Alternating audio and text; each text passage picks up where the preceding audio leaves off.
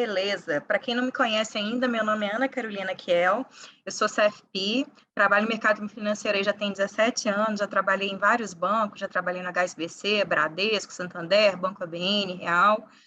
E, bom, acho que alguns de vocês, porventura, já devem ter encontrado comigo aí nessa minha carreira bancária, e atualmente eu atuo como assessora de investimentos na XP, no escritório no Belvedere, que chama Harus Private. Amo o que eu faço, gosto muito do mundo de investimentos, e assim, vai ser um prazer, né, numa terça-feira de carnaval, dividir com vocês um pouquinho aí do conhecimento, tá certo? Então, um beijinho para vocês e vamos nessa nave aí de sucesso, tá bom, Roberto? Essa é bem rapidinha, a maioria já respondeu. Ela pode, às vezes, causar um pouquinho de dúvida, porque, às vezes, alguns bancos colocam um target diferente, tá? E a gente sempre tem que seguir o que o código ANBIMA determina. Então, segundo o código ANBIMA, o que é determinado ali como o mínimo ali para você ser um cliente private são 3 milhões, tá? E aí eu coloquei para vocês direitinho o código, onde está localizado, né? É um código novo de janeiro agora de 2022, então eu coloquei o capítulo, o artigo, tudo direitinho, para na hora que vocês estudarem, vocês se guiarem pelo código, tá? Aí eu vou deixar aí na tela, se quiserem printar a tela, para vocês poderem depois estudar um pouquinho a mais, tá? Sobre os outros pormenores aí do cliente private, tá ok? Prontinho. Então, acho que a gente pode ir para a próxima, né? Bora lá. À medida que for respondendo, vocês me mandam. Eu estou achando que vocês estão querendo ir para os bloquinhos de carnaval que nem está tendo. Está todo mundo respondendo rapidinho. Mas essa também é uma questão simples. Ela pode, de repente, tirar vocês do jogo por alguns detalhes. Questão assim, o que eu dou de dica para vocês é ler direitinho, para não cair em pegadinhas. E sempre teve, assim, pegar aquela determinação da lavagem de dinheiro e meio que decorar mesmo para vocês não serem pegos nesses pormenores aí. Tá? Às vezes nós somos induzidos a pensar que algo é lavagem e não é. Então, é importante ter esse repertório aí bem decorado na cabeça, combinado? Então, vamos lá. Analise as seguintes situações. 1. Uma pessoa, através de procuração, abre 4 contas correntes com CPFs diferentes e deposita R$ 8.000 em cada uma delas. Número 2. 6 pessoas de sobrenome diferente utilizam o mesmo endereço para correspondência. Número 3. Um cliente se recusa a atualizar seus dados cadastrais e, em seguida, solicita o encerramento da conta. As operações que são suspeitas de lavagem de dinheiro são... Então, a resposta certa é a letra D. É só um que realmente é lavagem de dinheiro, né? Que é uma suspeita de lavagem de dinheiro. Isso porque, normalmente, na fase de colocação, eles fazem essa pulverização de depósitos para sair do radar do banco, que normalmente os investigados são acima de R$ 10.000. Então, quando, né, você vê que está havendo uma pulverização aí, né, abrindo contas distintas, depositando um pouquinho em cada uma, isso já pode ser considerado um indício. Agora, a questão das pessoas com sobrenome diferente utilizarem o mesmo endereço, às vezes pode ser até vários estudantes que moram no mesmo endereço e, né, abriram conta ali, ou então, às vezes, uma empresa que tem um alojamento e vários funcionários moram no mesmo endereço e abriram conta no mesmo banco. Isso, por si só, não seria um indício de lavagem de dinheiro. E talvez a que mais traz dúvida é quando o cliente se recusa a atualizar os dados. Ele tem o direito de se recusar a atualizar os dados, né? O banco pode, na contrapartida, falar que ele vai ficar com alguns limites bloqueados, né? Fazer toda aquela questão necessária para poder manter o cadastro atualizado. Mas ele, por si só, ele tem a liberalidade de atualizar ou não os dados dele. Então, isso, por si só, não pode ser considerado ali uma suspeita de lavagem de dinheiro. O que seria considerado suspeita é se ele fornecer um documento falso. Então, eles colocam lá um endereço com um CEP errado para dificultar a verificação. Aí sim seria um indício. Tá bom, pessoal? Alguma dúvida sobre essa questão? Se tiver, vocês colocam para mim aqui no chat que eu esclareço para vocês. Mas acho que é uma questão muito básica, assim, né? Nos bancos a gente tem muito curso sobre lavagem de dinheiro, então essas questões, assim, acabam ficando bem claras para a gente identificar. E quem, porventura, tem errado, só peço para poder ter uma leitura um pouquinho mais maliciosa em relação a questões assim, tá certo? Então, vamos para a terceira questão.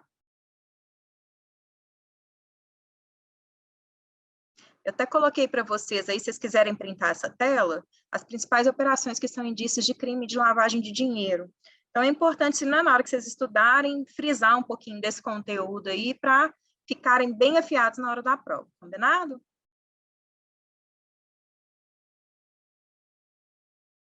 Prontinho, acho que já deu para dar o print, né? Vou para a próxima, então. Questão número 3.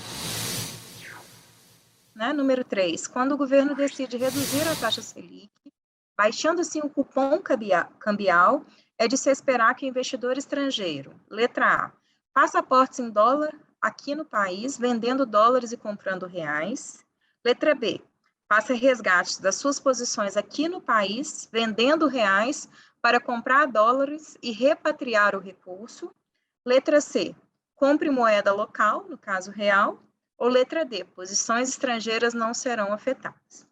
Então, acho que o principal numa questão assim é você saber o conceito do que é taxa Selic, o que é cupom cambial, qual que é a interferência de uma variável na outra, porque aí você mata a questão. É uma questão muito simples e que a gente não pode perder uma questão dessa na prova. Mas questões conceituais depende muito de vocês estudarem o conteúdo, tá? Então, a questão é uma questão que é super simples, né? O que acontece? O cupom cambial, o que ele está medindo, tá? Ele está medindo a atratividade. Então, quando um cupom cambial ele está valorizado, significa que eu estou tendo uma maior atratividade de capital estrangeiro para o país. Ao passo que, quando ele está desfavorável, eu acabo repelindo esses investidores estrangeiros, eles acabam repatriando recurso lá para o país de origem, tá? Então, é a taxa de juros em dólar que remunera investimentos em moedas estrangeiras feitos no Brasil. Justamente por isso que ele mede a atratividade. Tá? Então, aqui fala que que ao reduzir a Selic, foi baixado o cupom cambial. Então, deixou de ser interessante investir, a atratividade está pior. Então, o que ele vai fazer? Ele vai resgatar a sua posição aqui no país e vai repatriar esse dinheiro lá para a origem, onde está sendo mais atrativo manter esse recurso. Entendido, pessoal? Beleza. Bora seguir para a próxima.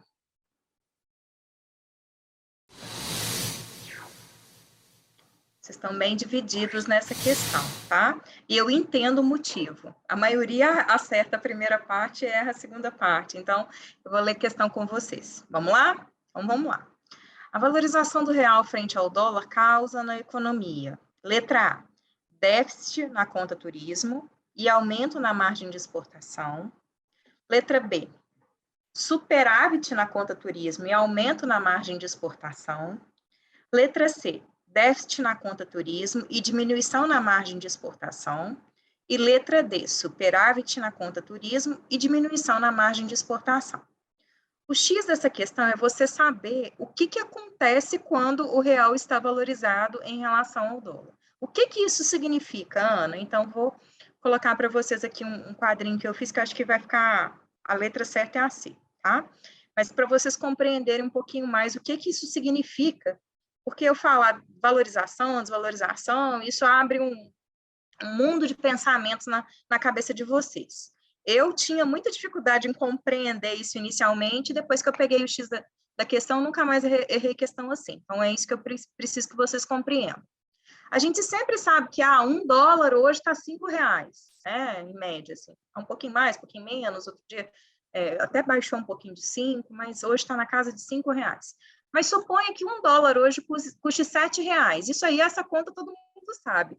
Mas e a conta inversa? Quanto que um estrangeiro precisa para comprar R$1? Então, se $1 custa R$7, o estrangeiro precisa de 14 centavos de dólar para comprar R$1. Concorda? Eu peguei lá R$1, né? E dividi por 7. E aí dá peguei $1 e dividi por 7 para chegar no 0,14. Tá bom? Agora, se o dólar passa a custar R$5, tá? Que é mais ou menos o patamar que está hoje. Aí o mesmo estrangeiro vai precisar de mais centavos de dólar para comprar R$1. Antes ele precisava de 14 centavos, agora ele precisa de 20. Isso é uma situação em que o real está valorizado. Só que como ele está custando menos, a gente tende a pensar que ele está desvalorizado. mas a nossa moeda vale mais do que a moeda americana quando o dólar cai para a gente comprar. Então, é por isso que talvez esse conceito ele fica um pouco invertido na nossa cabeça. Se o dólar custava 7, caiu para 5, a gente tende a achar que ele desvalorizou. Mas, na verdade, a nossa moeda que valorizou frente ao dólar. Então, esse é o primeiro ponto para não errar esse tipo de questão, tá bom? Então, nesse exemplo hipotético, a gente tem que o real foi valorizado frente ao dólar.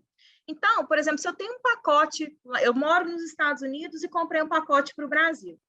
O meu pacote de viagem, quando eu comprei, o dólar era R$7. Poxa, eu estava super feliz, porque eu já tinha lá que o meu pacote ia ficar determinado valor. Só que na hora que eu fui efetivar lá, na hora que fui fechar a fatura do meu cartão, já estava R$5 já o preço do dólar. Então, a minha passagem ficou mais cara, a minha viagem ficou mais cara.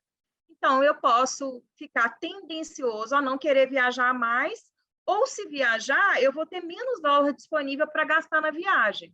Então, por isso que gera um déficit na conta turismo, porque eu acabo desencorajando esses americanos a virem para o Brasil, os estrangeiros de maneira geral, porque o patamar em que hoje o real está é mais custoso do que estava há um tempo atrás, tá? Então, esse é o primeiro passo dessa questão. E ele fala sobre a margem de exportação. Ora, se eu produzo, por exemplo, arroz, tá? E o dólar está muito bom, o dólar está R$7, poxa, eu vou exportar a minha produção de arroz porque eu vou ganhar R$7 por cada dólar. Então, eu vou ganhar mais do que se o dólar estiver num patamar mais baixo, concorda? Então, por isso que, se o meu dólar passa a custar menos, se o meu real está mais valorizado, para que eu vou exportar se o mercado interno está mais favorável? Então, eu acabo privilegiando o mercado interno. Se meu custo é em real e o real está valorizado, eu não faz sentido eu fazer uma exportação. Eu vou privilegiar o mercado interno e, com isso, conseguir um retorno maior do que quando eu plantei lá atrás. Se eu plantei lá atrás com o dólar a 7 e hoje ele está a 5, não justifica eu fazer uma exportação dessa minha produção. Vocês conseguiram compreender isso? Porque se eu estou exportando e estou ganhando menos do que quando eu plantei, não vale a pena. Então, eu vou manter isso no mercado interno. Me fala se vocês compreenderam essa lógica, porque esse é o X dessa questão. Vocês compreendendo isso, vocês vão resolver sempre qualquer tipo de questão relacionada a dólar. E treinando sempre o pensamento para essa inversão, porque eu falo de valorização do real, mas o dólar está custando menos, então a gente precisa sempre ter isso muito bem mapeado para não errar. Bom? Vamos para a próxima, então. Vamos lá. Agora é questão de cálculo. Quero ver vocês fazendo cálculo direitinho aí. Vamos tirar HP do bolso. O pessoal que me pediu um minutinho já conseguiu fazer. Posso corrigir a questão? Então, vamos lá.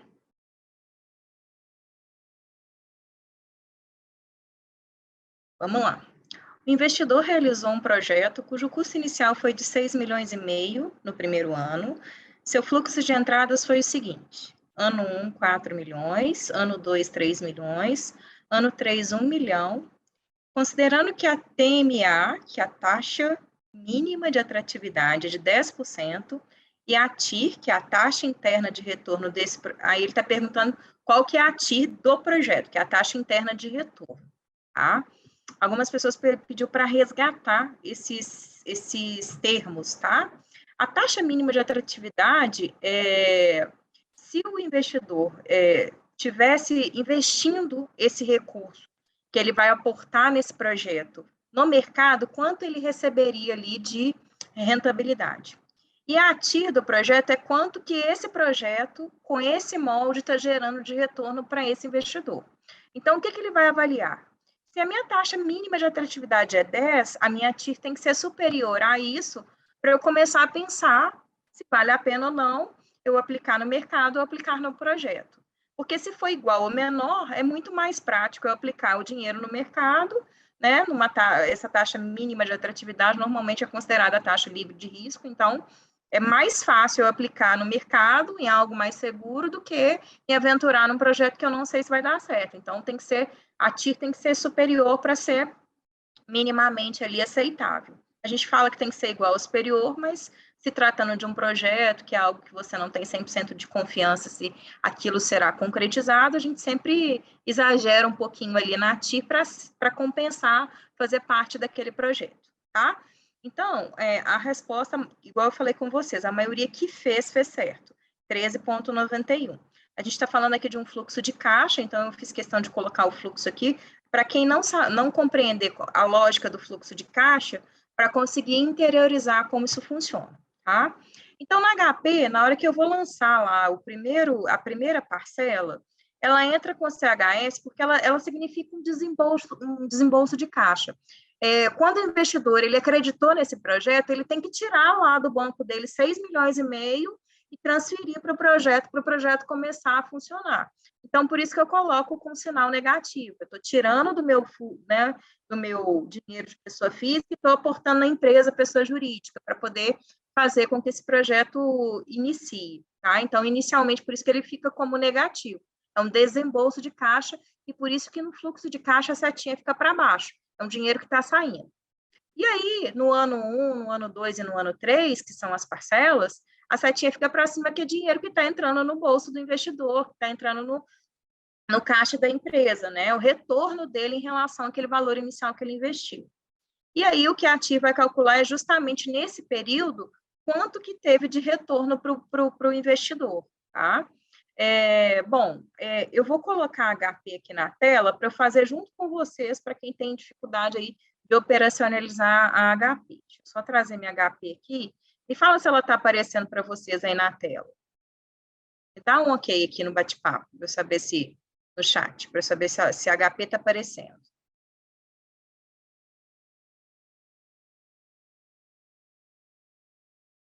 Beleza. Então, vamos lá, tá? O que é importante aqui? A gente vai fazer igualzinho eu coloquei para vocês no...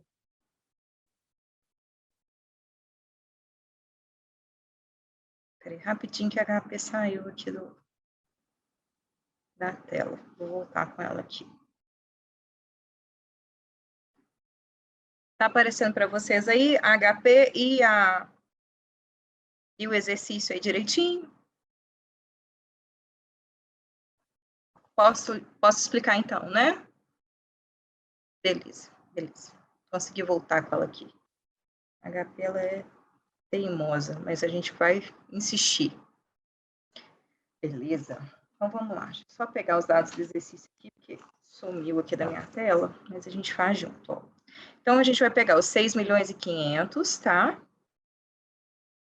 CHS, G, CF0. Aqui eu estou dizendo que é a minha parcela inicial, é o desembolso de caixa do projeto, tá? Aí eu vou pegar o 4 milhões e vou colocar ele na parcela, que é o CFJ. Tá vendo que o CFJ ele está na mesma tecla do PMT, que é de parcela, quando a gente faz um fluxo contínuo? Então, se você tiver dificuldade de memorizar, você também pode, né, lembrar que é a mesma tela que você coloca parcela em um fluxo regular, tá? Aí depois você vai colocar o 3 milhões. Tudo com sinal positivo, tá, pessoal? G, CFJ. Depois você vai pegar 1 milhão. G, CFJ. A taxa, né, que a taxa mínima de atratividade é 10, então eu vou colocar 10 e aí eu vou lá no FRR para eu puxar qual que é a taxa interna de retorno. Então, eu vou aqui, ó, F, que apareceu o F na minha telinha, o F está aparecendo aqui na calculadora, e RR, 13,91, letra B, tá? Todo mundo conseguiu acompanhar, conseguiu entender como que faz o cálculo? Alguma dúvida?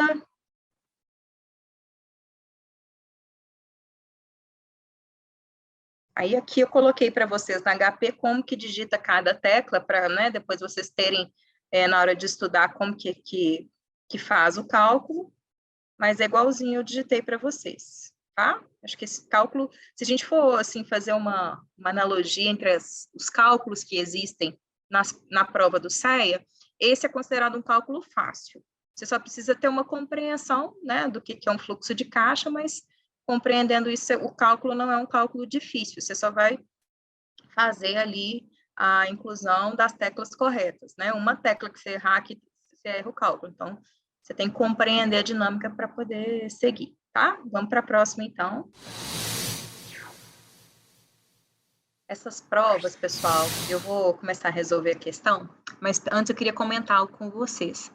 Elas agem muito mais no psicológico do que tudo. Então, eles colocam uma questão grandona dessa justamente porque ele sabe que o cérebro ele tem uma tendência de se embananar no mundo de várias informações. Então, o treino é o que vai trazer uma excelência para vocês em relação a esse tipo de questão. Tem coisa que, com o treino, você vai saber que é relevante para o seu exercício e tem coisa que não é tão relevante. Então, uma questão de COE, ela é muito mais interpretativa do que cálculo. Se você consegue compreender o que ele está dizendo ali, você mata o exercício, tá? Então, não desespere. Vendo uma questão grande assim, quando a gente está em casa, a gente pode anotar. Então, treine bastante em casa, anotando as principais variáveis que aparecem, que é a chave do sucesso para você fazer esse tipo de questão. Na hora da prova, a gente sabe que não é tão simples porque eles não disponibilizam, né? Folha, essas coisas, então fica um pouquinho mais complicado, mas com o treino em casa, vocês vão ver que é um pouco tranquilo de matar esse tipo de questão, tá? Então, vamos lá. Eu vou ler bem pausadamente, vou esclarecendo ponto a ponto para ficar mais fácil para vocês compreenderem. E aí, surgindo dúvida durante a explicação, coloca aí para mim no chat que eu vou respondendo para vocês, tá? O cliente investe 4 milhões em uma operação de COE, Ibovespa DI, com prazo de 4 meses, com as seguintes condições. Primeira condição, se a variação do Ibovespa for maior do que 20%, o cliente recebe 100% do DI, observação diária. Se a variação do Ibovespa for de 0 a 20%, o cliente recebe 100% da variação do Ibovespa, observação somente no final. Se a variação do Ibovespa for negativa, o cliente recebe capital protegido. O Ibovespa inicial estava em 60.459 pontos. O Ibovespa final, 71.342 pontos. Em um determinado dia, o Ibovespa atingiu 71.946 pontos. O DI em 4 meses foi igual a 2,82%. Qual que é o retorno do cliente? Então, o primeiro passo aí é a gente saber qual que foi a variação do Ibovespa, porque se ele é um Ibovespa DI, o que está levando em consideração aqui para eu poder determinar qual percentual eu vou aplicar na rentabilidade do cliente é a questão da variabilidade do Ibovespa, tá? Então, como que eu faço para saber qual que é a variação percentual dessas duas variáveis? Então, deixa eu colocar para vocês na tela aqui. Na HP, eu vou colocar lá o Ibovespa inicial, vou dar um Enter, e depois vou colocar o Ibovespa final, e vou colocar aquela tecla de delta percentual.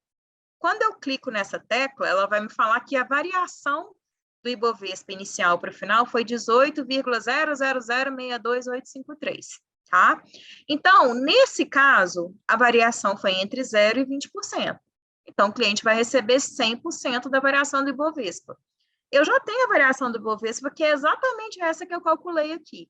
Então, eu só vou aplicar em cima dos 4 milhões, não tem segredo. E ele não está me pedindo o retorno líquido do cliente, ele só está me pedindo o retorno do cliente.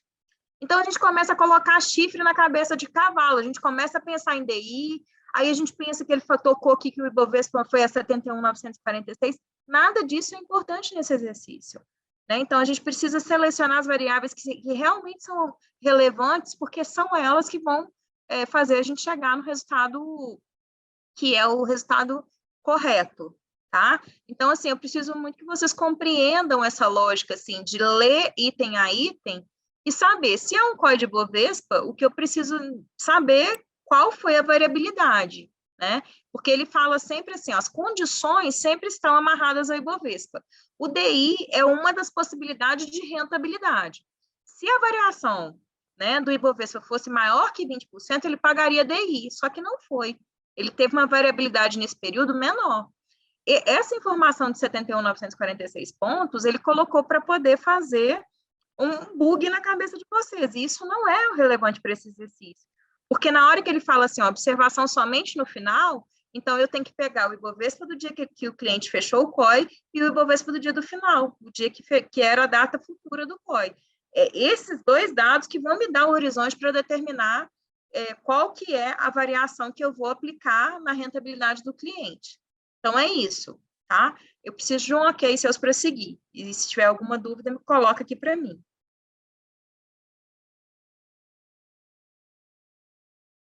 Deixa eu olhar as dúvidas aqui para eu esclarecer ponto a ponto, tá? Tô entrando no chat aqui. Não fiquem desesperados, leiam, tá? Eu vou brincar com vocês igual eu brinco com os meus filhos.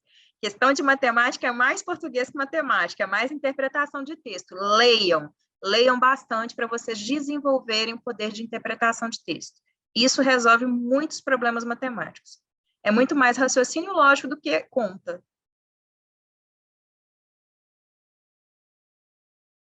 Pessoal, teve algumas pessoas me perguntando se superasse o DI, como que seria feito o cálculo? Ele já te deu o DI de 4 meses, então você só pegaria 4 milhões e aplicaria 2,82%. Seria esse cálculo. Então, assim, não tem mistério, não. É interpretação de texto, tá? Só isso. Então, acho que já deu tempo de vocês tirarem aí o print da tela. Posso partir para a próxima? Vocês querem que eu coloco no HP? Eu acho que é um cálculo muito simples. Eu não vejo necessidade de colocar HP aqui, não. Mas se vocês quiserem, eu faço.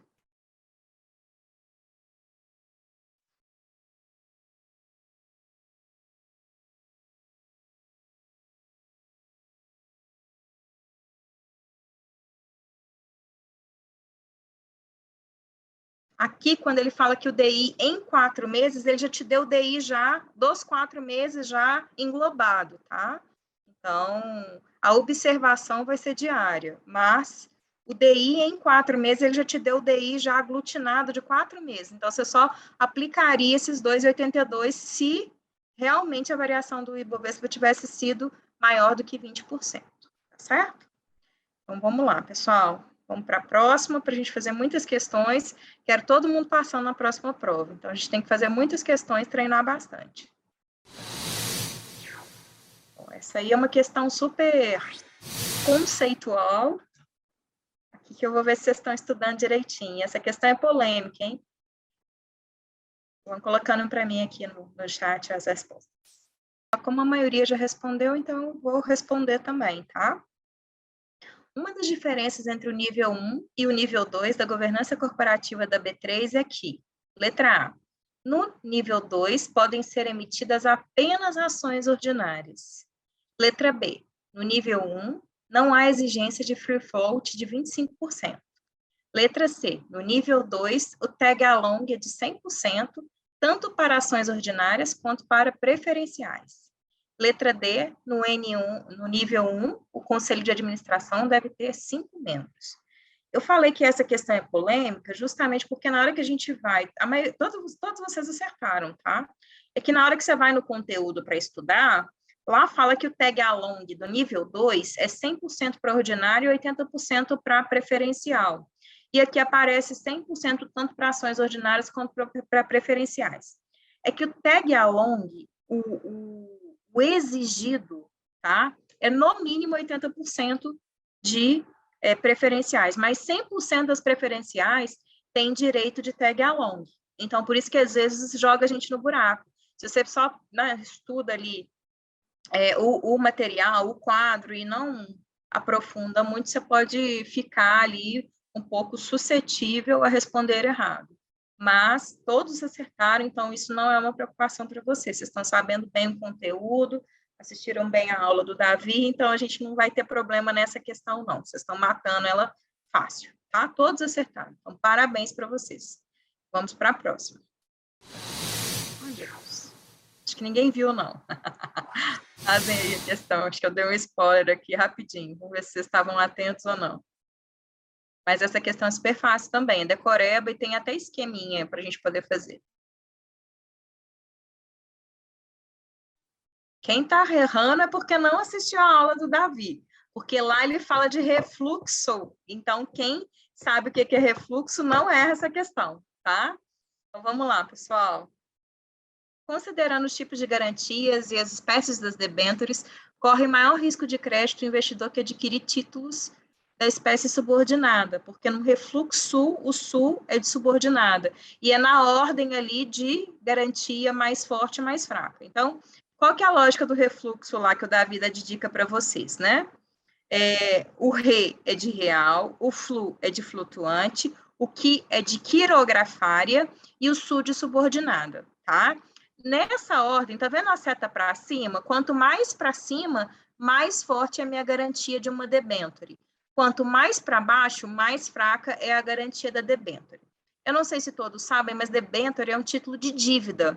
Suponha que a minha empresa precisa fazer um projeto e, ao invés de pegar um empréstimo no banco, ela quer lançar papéis no mercado para que o cliente investidor fomente o seu projeto. Por que ela faz isso? Porque é mais barato pegar emprestado do cliente investidor do que pegar emprestado do banco, tá? Então, ele emite esses papéis prometendo que vai pagar lá no final de determinado prazo aquele cliente investidor. Só que ele pode ter uma debênture com garantia real. O que seria isso? Ele pode pegar um imóvel e colocar como garantia daquela determinada debênture. Então, é a melhor que existe. Se o cara não me pagar, né, se aquele determinado, por algum motivo, aquela empresa tiver algum problema no meio do caminho e não conseguir me pagar no final, ela está dando um imóvel que pode ser leiloado, vendido e colocar ali e garantir o meu pagamento no final, tá? Então, e aí assim vai sucessivamente. Então, eu tenho a flutuante, então ela tem um privilégio geral sobre o ativo da empresa, mas não impede a negociação dos bens que compõem o ativo, né? Aqui, a quirografária, que é uma debênture que não tem nenhum tipo de privilégio, e a subordinada, que é a última a receber. Tá? Então, por isso que ela é a mais fraca de todas. Então, é só gravar esse esqueminha do refluxo, que é com sul no final, né? Refluxo não. Mas, guardando isso, você guarda a ordem e não erra esse tipo de questão. Ele pode perguntar o inverso, tá? Ele pode perguntar qual que seria a debênture que menos traria risco para o portfólio de um cliente. Seria uma opção de questão, tá? Então, me fala aqui quem ainda não conhecia esse refluxo aqui, que vai agora lembrar disso por causa do esqueminha. Coloca no chat aqui para mim, quem não conhecia ainda. Então, é isso, tá? Quanto mais para cima da setinha, né? A minha setinha está para cima. Então, a subordinada que tem a menor garantia. Então, por exemplo, suponha que a empresa tem que pagar funcionário, ela se tornou insolvente. Aí, primeiro vai o direito como que fala? Dos debenturistas. Depois vem o direito aliás, nesse caso, os debenturistas ficariam por último, porque seria uma debênture subordinada, mas primeiro eles vão pagar direitos trabalhistas, depois eles vão pagar os dividendos dos acionistas, aí por último, quando sobrar algum tipo de dinheiro, se sobrar, aí que vai pagar quem tiver direito a debêntures subordinadas. A empresa faliu, acabou, a empresa não ficou insolvente, não tem mais dinheiro, vendeu todos os bens que tinha, então o debenturista subordinado ele é o último na fila ali de sucessão que será contemplado com o pagamento se sobrar dinheiro. Por isso que você, quando pergunta assim, olha, qual o tipo de garantia que traz maior risco? Seria subordinada, porque ele não tem garantia que, no caso de insolvência da empresa, ele vai receber aquele valor.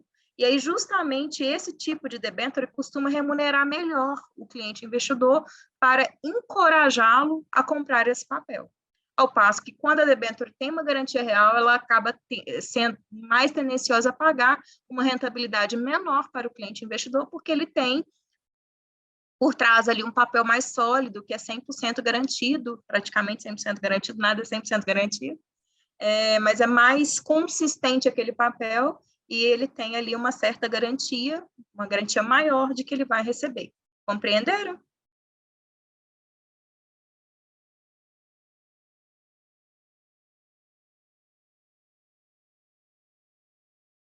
quando alguns alunos estão me perguntando aqui, sim, quando você tem lá no hall das debêntures, elas têm classificação de risco, elas têm classificação de rating, e você vai sempre saber, o cliente investidor sempre vai saber qual que é a garantia que está atrelada àquele papel, tá?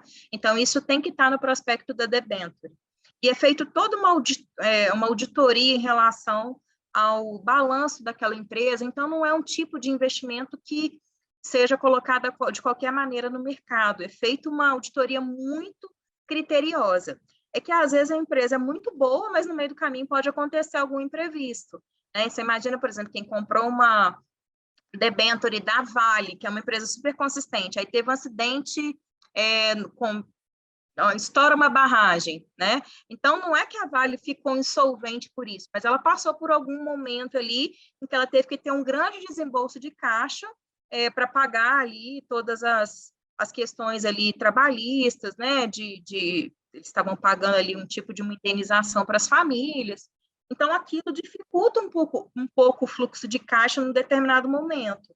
Então, não é que a empresa não vá pagar, mas em determinados momentos ela pode ficar com o fluxo um pouco comprometido, tá?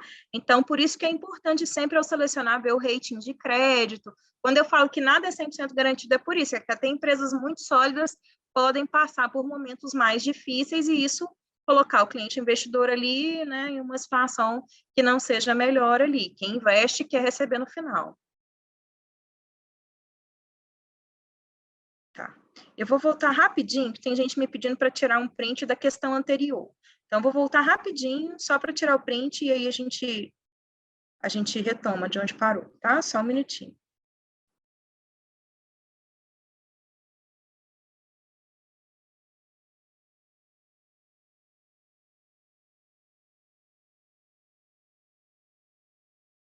Pronto. Quem me pediu aqui para tirar a foto da 7, me dá um ok aqui no bate-papo depois que tirar a foto para a gente seguir.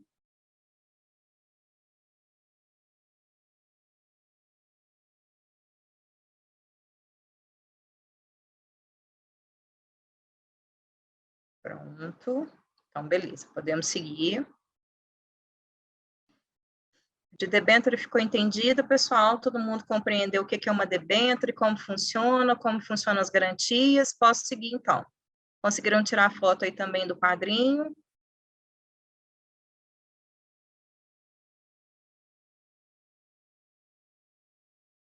Perfeito. Muito obrigada pelos feedbacks, tá? Isso, gente, vocês não sabem o tanto que isso é importante para mim. É o termômetro para eu saber se as coisas estão funcionando. Eu quero que vocês compreendam. E se não estiverem sabendo, podem perguntar. Não quero ninguém com dúvida. Bom? Vamos lá. Próxima questão. Vamos lá, pessoal. A maioria já respondeu. Vou lendo aqui. Se tiver alguma dúvida no meio do caminho, vocês vão colocando para mim no bate-papo. Bom? Sobre as premissas do modelo de precificação de opções de Black-Scholes, 1. Não há custo de transação nem impostos. 2. Pode ser aplicado para opções americanas e europeias. Número 3. A taxa livre de risco é constante e igual para todos os investidores. Está correto o que se afirma em... Bom, esse modelo de precificação, a grande característica dele é que ele se aplica apenas a opções europeias. Então, esse é um grande ponto para você matar esse tipo de questão, tá? É lógico que é importante saber tudo, porque em cada questão ele vai perguntar um aspecto. Então, é meio questão de decoreba, é um tipo de questão que eu, Ana, não gosto muito, mas que cai na prova, tá? Então, eu preciso muito que vocês se atentem a decorar realmente o que é o modelo, porque infelizmente, não tem outra forma de fazer esse tipo de questão, não. Então, vou pôr o quadrinho aqui para vocês saberem as premissas do modelo e capturarem essa informação, né, para poder conseguir realmente fazer na prova, tá? Essa não tem fórmula mágica, não, é decoreba mesmo, tá bom?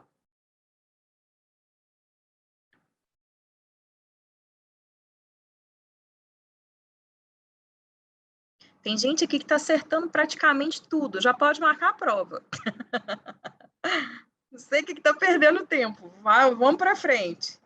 Estou feliz de ver.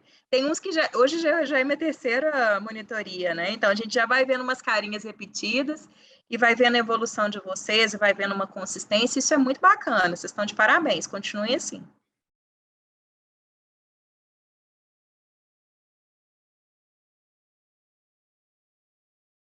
Tiraram a foto, posso seguir? Me dá um oi aqui no bate-papo se eu posso seguir. Se ficou alguma dúvida, eu vou ler as premissas só para poder fixar um pouquinho mais, tá?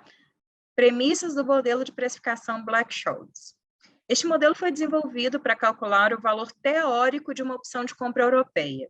Então, tá vendo, pessoal? Ó, compra europeia, não tem nada de americana. Europeia é aquela que vence no final. A americana, a qualquer momento até o vencimento. Então, ele só vale para compra europeia, que é aquela que só pode ser executada no final, tá?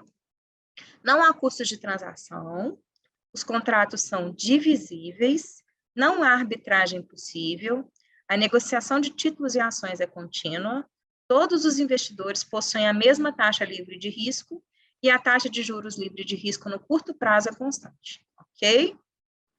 Beleza, vamos para a próxima. Vamos lá, mais uma questão teórica.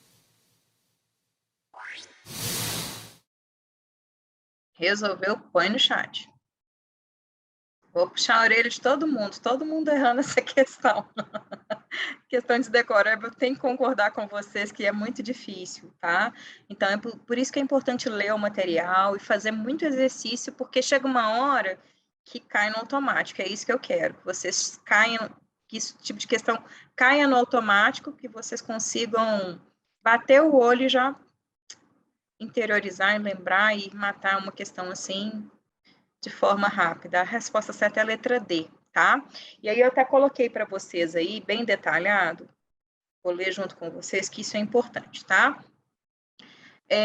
Sempre que fala do código ANBIMA, são questões mais teóricas, mais de decoreba, eu faço questão de colocar igual aparece lá, para que você, que é o jeito que vai aparecer na prova, então, para vocês, na hora de estudar, ficar mais fácil de capturar essa imagem e replicar isso na hora da prova, tá? Então, os dizeres são parecidos, tudo Ctrl+C, Ctrl+V, justamente para vocês, né, familiarizarem com a forma como aparece na prova.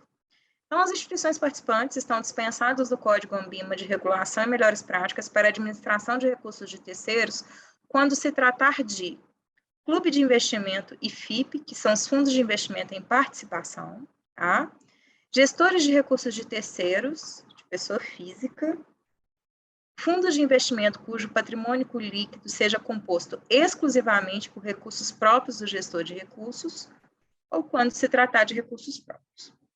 Por que eles ficam liberados, Ana, dessa determinação, desse código da ANBIMA? Por que a gente está falando de gestores que estão gerindo recursos individuais? Então, não tem necessidade deles fazerem, né, uma parte de um código que foi criado para investidores institucionais. Então, aqui eu estou falando de investimento quando eu falo em participações, é um grupo empresarial em que vários empresários têm uma certa participação em um determinado fundo. Então, é tudo dentro de um mesmo conglomerado, por isso que não tem necessidade de fazer parte desse código da ANBIMA. Quando eu falo de gestão de recursos de terceiros de pessoa física, é quando o investidor ele dá uma espécie de uma procuração para terceiros fazerem a administração de uma carteira que ele tem de investimentos, tá? Então, é por isso que eles são dispensados, porque não estou falando aqui de um fundo de investimento tradicional que tem um CNPJ e lá dentro tem vários CPFs que estão investindo naquele CNPJ. Aí é necessário ter uma regulação para ter uma hegemonia, para ter uma garantia ali de que todos estão sendo tratados da mesma forma. O código é utilizado e colocado para isso, para ter garantias ali de que todos estão seguindo a mesma legislação e estão seguindo os mesmos parâmetros. Mas quando é individual, eu não tenho a necessidade de aplicar um código. Então, é por isso, tá? Então, acho importante vocês compreenderem o porquê disso para ficar mais fácil de matar na prova. Porque aí tudo que remeter a algo que não tem uma participação ampla de várias pessoas de lugares distintos, aí vocês já vão matar que realmente não tem necessidade de um código, porque está tudo ali no mesmo conglomerado. Então, a gente acaba eliminando a necessidade de um código.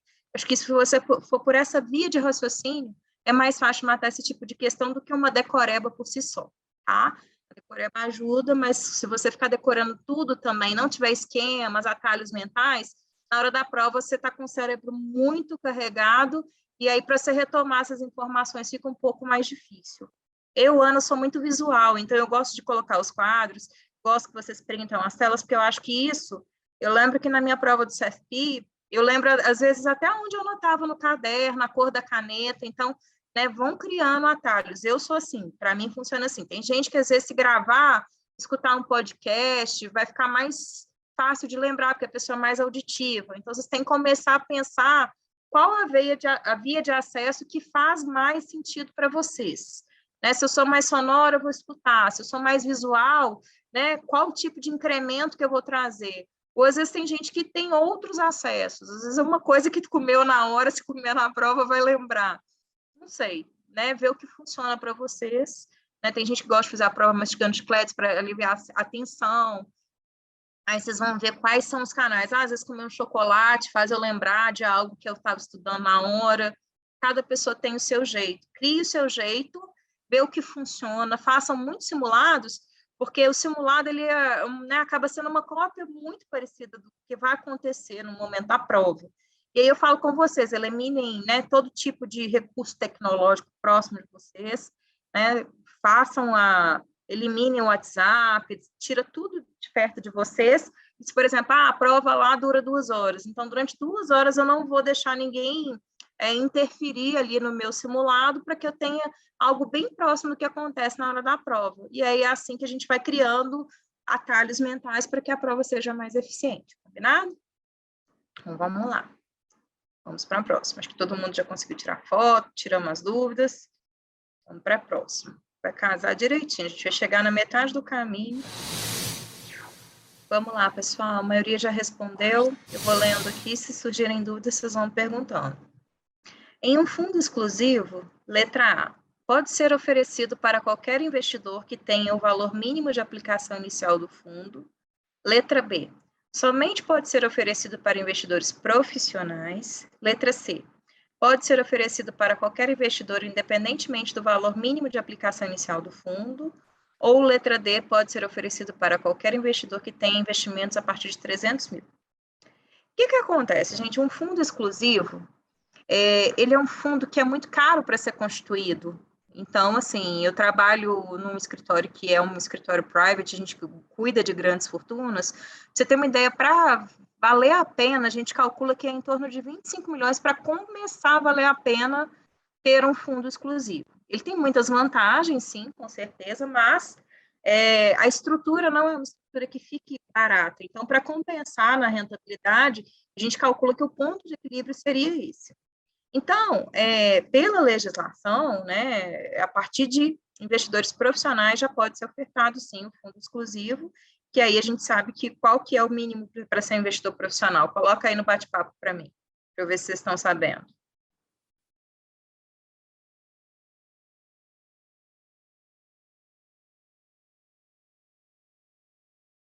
Isso, 10 milhões, né?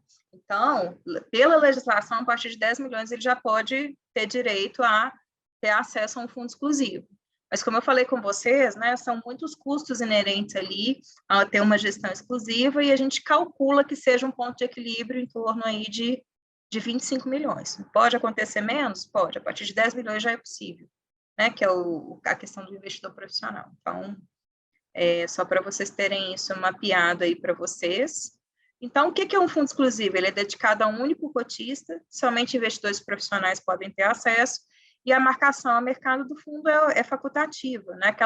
Aquela cotização diária sobre quanto que aquela cota está valendo no mercado hoje, como não tem como fazer transferência de renda, então não tem necessidade de marcar mercado, porque se só tem um cotista, então não tem sentido eu ficar marcando a mercado. Se o meu, por exemplo, eu, Ana, tenho um fundo exclusivo e eu, no momento de contratação, exijo que o gestor me dê ali diariamente qual que é a marcação a mercado do fundo, eu determinei isso, ele tem que se virar para me passar isso, mas não é Pela legislação, isso não é necessário, porque o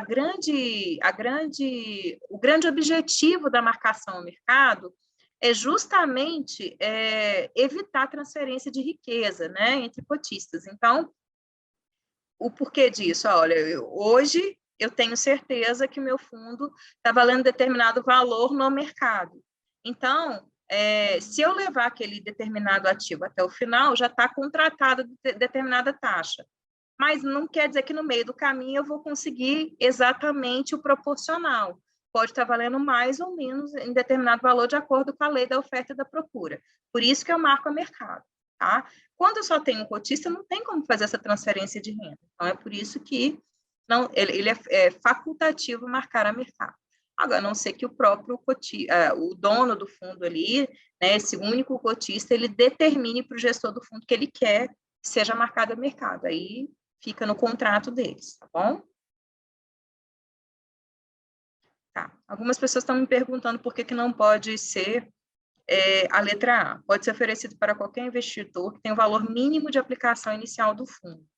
É porque aqui ele está subentendido de que existe um fundo que se chama exclusivo e que se a pessoa tiver qualquer valor ali que seja o mínimo necessário, ela poderia participar. E a condição não é essa, não é o valor, é ele ser determinado um investidor profissional. Ele tem que atestar que ele é um investidor profissional, tem mais de 10 milhões de investimento no mercado.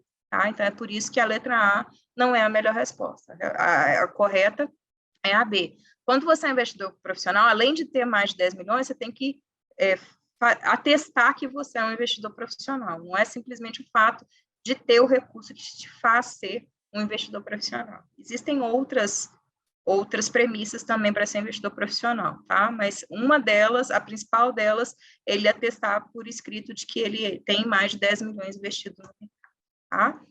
Não necessariamente no fundo exclusivo, mas no mercado. Então, por isso que essa é a melhor alternativa. Compreenderam? Isso, ele tem que assinar o termo. Sem assinar o termo, ele não pode ser considerado profissional. Então, tá bom, pessoal. Vamos para, deixa eu ver aqui, dá tempo de resolver mais uma antes do nosso intervalo, tá? Questão boa, gosto dessa questão. Quero ver como que vocês estão. Bora lá, pessoal, vamos responder essa aqui para a gente poder fazer uma pausa, tomar uma aguinha, ir no banheiro e voltar em 15 minutos, tá? Fazer milagre. Pela terça-feira de carnaval, pedindo milagre para vocês. Mas vamos lá. O fundo adquiriu para sua carteira uma NTN-B com vencimento para 15 de maio de 2020. O manual de marcação a mercado explica que se, número 1, o fundo permanecer até o vencimento com papel, a rentabilidade será a taxa acordada na aquisição, caso os recebimentos de cupom sejam reinvestidos pela mesma taxa de aquisição. Número 2, ocorrer queda da Selic, esse título poderá ter seu cupom desvalorizado. Número 3, a taxa de juros de mercado estiver sendo negociada acima da taxa de aquisição, a cota poderá ser negativa. Antes de eu colocar a resposta para vocês, eu queria abordar algumas coisas que são importantes para resolver esse tipo de questão, tá? O fundo fala que se permanecer até o vencimento com papel, a rentabilidade será a taxa acordada na aquisição. Suponha que a gente tem uma NTN-B que ela vai pagar IPCA mais 6%, hipoteticamente, tá? Hoje no mercado, só para vocês terem uma ideia, eu tenho um papel que paga, um CDB que está pagando IPCA mais 7%, e uma NTN-B, ela deve estar dando algo perto disso, mas papéis mais longos, só para vocês terem uma noção de que não está muito longe o que eu estou dizendo para vocês, tá? Mas a NTN, ela tem dois tipos, ela tem com vencimento, e aqui quando ela está falando que os cupons são reinvestidos pela mesma taxa de aquisição, então ela está considerando que é a NTN que paga cupom, tá? Então isso é importante vocês saberem para matar essa questão também. O que ele está dizendo nessa número 1? Que se eu tenho, por exemplo, essa NTN-B, que está pagando IPCA mais 6%, e quando esses cupons caírem lá na conta de investimento, eles foram reaplicados à mesma taxa, então ele vai ter a taxa vai ser a mesma taxa acordada. Isso é uma verdade, né? se eu estou reinvestindo meus cupons pela mesma taxa que eu apliquei lá no começo, lá no final eu vou ter o mesmo resultado. Então, isso é uma verdade, tá? Na 2, ele fala que se cai a Selic, o fundo vai ser desvalorizado. Quando eu falo que uma NTNB paga IPCA mais 6%, a parte do IPCA não é a parte mais importante, porque o IPCA vai seguir a inflação. Então, aconteça o que aconteça, ele está seguindo a inflação. Eu tenho uma parte na taxa que ela é pré-fixada, que são 6%. E tem a parte que ela está atrelada à inflação. Essa parte da inflação é variável, ela está variando de acordo com a inflação, tá? Ótimo. O que eu tenho que pensar, gente? Se o meu cupom está pagando 6% ao ano, e se essas saídas são semestrais, aí vai fazer a taxa proporcional ali, não vai ser 3% ao semestre, porque dá um pouco de diferença quando a gente pensa em juros compostos, tá? Mas o que vai acontecer? Se a minha Selic, quando eu contratei, tá? Suponha que a Selic estava 3%. Então, a minha Selic, eu estava tendo de retorno real algo menor, né? Se ela está a 3%, então vamos supor que a gente vai pegar 6 e dividir por 3, vai sobrar 2, tá? Agora, se ela cai para 2, concorda que eu vou estar mais valorizado? Por quê?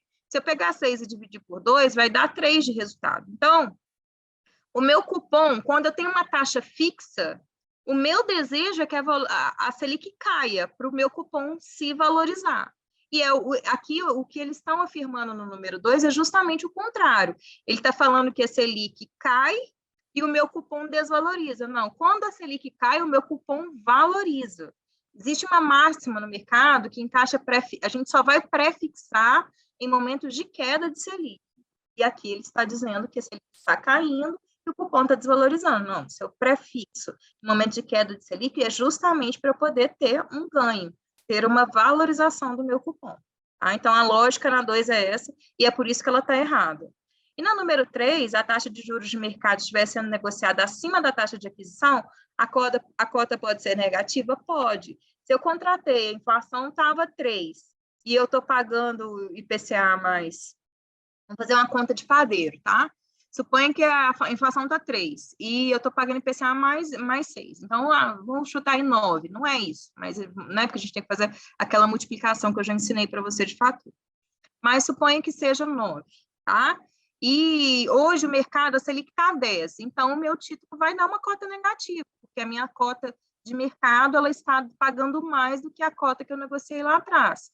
Então, isso vai gerar uma cota negativa quando ele for fazer a marcação ao mercado. Se levar até o vencimento, já tem a taxa lá garantida. Então, ele está alertando aqui que a marcação ao mercado, nesse momento, se acontecer da Selic disparar e a inflação, mas o cupom ficar menor, isso vai gerar uma cota negativa no fundo. E por isso que está verdadeira. Então, essa questão aqui, a que está correta é a letra A, que é a 1 e a 3, que são verdades, né? Número 1 super certa, a 2 está errada, porque como o cupom é pré-fixado, se a Selic cai, ele valoriza, e a número 3 está certa. Conseguiram compreender? Deixa eu ver se tem alguma dúvida no chat. Isso aí. Quem estava com dúvida já falou que compreendeu. A maioria já respondeu aqui. Eu vou começar a fazer a questão e, se forem surgindo dúvidas, pode colocar no bate-papo para mim, tá? Vamos lá. Seu cliente fez um PGBL com regime progressivo de imposto de renda. Ao realizar o resgate no valor de R$30 mil, sendo 8 mil de rentabilidade, qual será o imposto retido na fonte? Então, galerinha, qual que é a grande pegadinha dessa questão? Ele está te dando os 8 mil de rentabilidade. Quando a gente fala em PGBL, a gente sempre vai fazer a retenção do imposto em cima do valor do resgate, e não em cima do valor da rentabilidade. Então, se você está despreparado, você vai cair nessa pegadinha. Se você tem um olhar treinado para esse tipo de questão, na hora que você vê PGBL, automaticamente seu cérebro elimina a rentabilidade, porque não faz sentido te dar rentabilidade numa questão de PGBL, isso é irrelevante, tá? Então, a questão é uma questão super simples, mas com pegadinha. E aí, o que vai te tirar da pegadinha é o treino, tá? A resposta certa é a letra A, por quê? No PGBL, a incidência do imposto de renda é sobre o valor total resgatado. Nesse caso, como o regime é progressivo, a alíquota é de 15%, 30 mil, enter, 15%, chega em 4.500. Tão simples quanto isso. Não tem que ficar achando chifre na cabeça de cavalo, tá? É isso, a questão é super simples, tá? Se ficar alguma dúvida, alguma coisa, vocês podem me perguntar, mas a grande questão aqui é a pegadinha dele te dar rentabilidade para te induzir a achar que é um VGBL. Se fosse VGBL, essa informação seria relevante. Mas, como é um PG, isso aí a gente elimina, tá bom? Posso seguir, então? Tirar a fotinha aí. Quem caiu na pegadinha promete que não vai cair mais? Então, vamos lá, vamos para a próxima, para a gente fazer um tanto de questão e passar nessa prova. À medida que vocês forem respondendo, vocês me avisam, tá? Bora lá, pessoal. A maioria está de parabéns, acertou a questão, tá? Vamos lá. Um cliente contratou um plano de previdência com cobertura de pecúlio por morte e faleceu durante a fase de acumulação. Nesse caso, seu único beneficiário receberá, letra A, apenas o montante acumulado sem os rendimentos. Letra B, o saldo acumulado mais os rendimentos. Letra C, o valor da cobertura do pecúlio por morte. Ou letra D, o saldo acumulado mais rendimentos e também o valor da cobertura do pecúlio por morte. Vamos lá. O pecúlio é como se fosse uma espécie de seguro. Quando a pessoa contrata um pecúlio, é porque ela tem receio de que ela não chegue no objetivo final dela antes de falecer e ela quer garantir que o beneficiário tenha um determinado montante em mãos, caso isso aconteça, tá? Então, o que ele faz? Ele vai ter lá a previdência dele tradicional, né? Tem o beneficiário dele, ele está seguindo aquilo ali, pensando no futuro dele próprio, mas sempre preocupado com o beneficiário ter ali alguma determinada cobertura. Às vezes é um filho um pai que sabe que o filho quer fazer, por exemplo, medicina, e ele sabe que para pagar o curso, ele teria que ter X reais no futuro para poder conquistar esse sonho dele. E aí ele contrata o pecúlio, porque se acontecer alguma coisa antes de chegar nesse valor, ele já tem garantido que se ele morrer daqui a um mês, daqui a um ano, daqui a 10 anos, o filho já tem aquele pecúlio garantido para pagar a faculdade dele. Então, as pessoas contratam esse pecúlio por morte com esse objetivo, tá? Então, a resposta certa é a letra D. Tradicionalmente, um cliente que só teria uma previdência, ele já receberia o acumulado, o beneficiário receberia o acumulado mais rendimentos. O que vai mudar aí é porque, como ele fez a contratação da cobertura de pecúlio por morte, então o beneficiário também recebe isso, tá? Esse pecúlio por morte é uma espécie de seguro da previdência, tá? Então, ele vai assegurar financeiramente aí que o herdeiro receba ali algo além do que o patrocinador conseguiu juntar até aquele momento da morte dele, tá? Conseguiram entender? Alguma dúvida? É isso aí. O pessoal do banco vende bastante e é uma cobertura super interessante de vocês ofertarem, sim, porque isso pode fazer uma grande diferença na vida de um cliente, tá? No CFP, para vocês terem uma ideia, a gente tem uma matéria só sobre seguros, porque isso é algo super importante. O público brasileiro, muitas das vezes, negligencia a questão da necessidade de seguro, porque isso foi muito banalizado lá atrás, muitas das vezes os bancos vendiam esses seguros de maneira errada, né, muito goela abaixo, atrelado à operação de crédito, às vezes a pessoa nem sabia que estava contratando determinado seguro, mas o seguro por si só é algo que eu acredito bastante, que em mercados desenvolvidos, às vezes os pais dão apólice de seguro para os filhos ao completarem 15 anos, justamente porque é algo que todo mundo precisa ter, né, que seja só o mínimo para poder pagar ali, garantir ali o pagamento de um inventário, fazer uma sucessão tranquila, né? Um dinheiro imediato, não entra inventário. Então, assim, vocês podem usar todos esses argumentos com seus clientes, que isso realmente faz diferença. Mas, por favor, né, façam um cálculo ali que seja realmente o produto correto, que tenha ali uma dimensão exata do que o seu cliente precisa, justamente para a gente quebrar esse ciclo de banalização do produto, que é um produto muito bom. eu nem considero um produto, é um benefício muito bom. Então, vamos vender da maneira certa para que a gente amplie e mude um pouco, né, esse estigma do seguro. O seguro é algo necessário na vida das pessoas, tá bom? Então, vamos para a próxima. Acho que deu para tirar a foto enquanto eu fiz o meu discurso aí.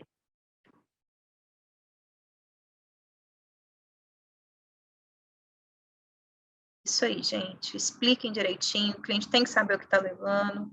Eu sei que às vezes a gente fica muito pressionado por meta, mas pense no relacionamento com o cliente para a vida inteira. A maioria dos meus clientes hoje na XP são clientes que vieram comigo do banco.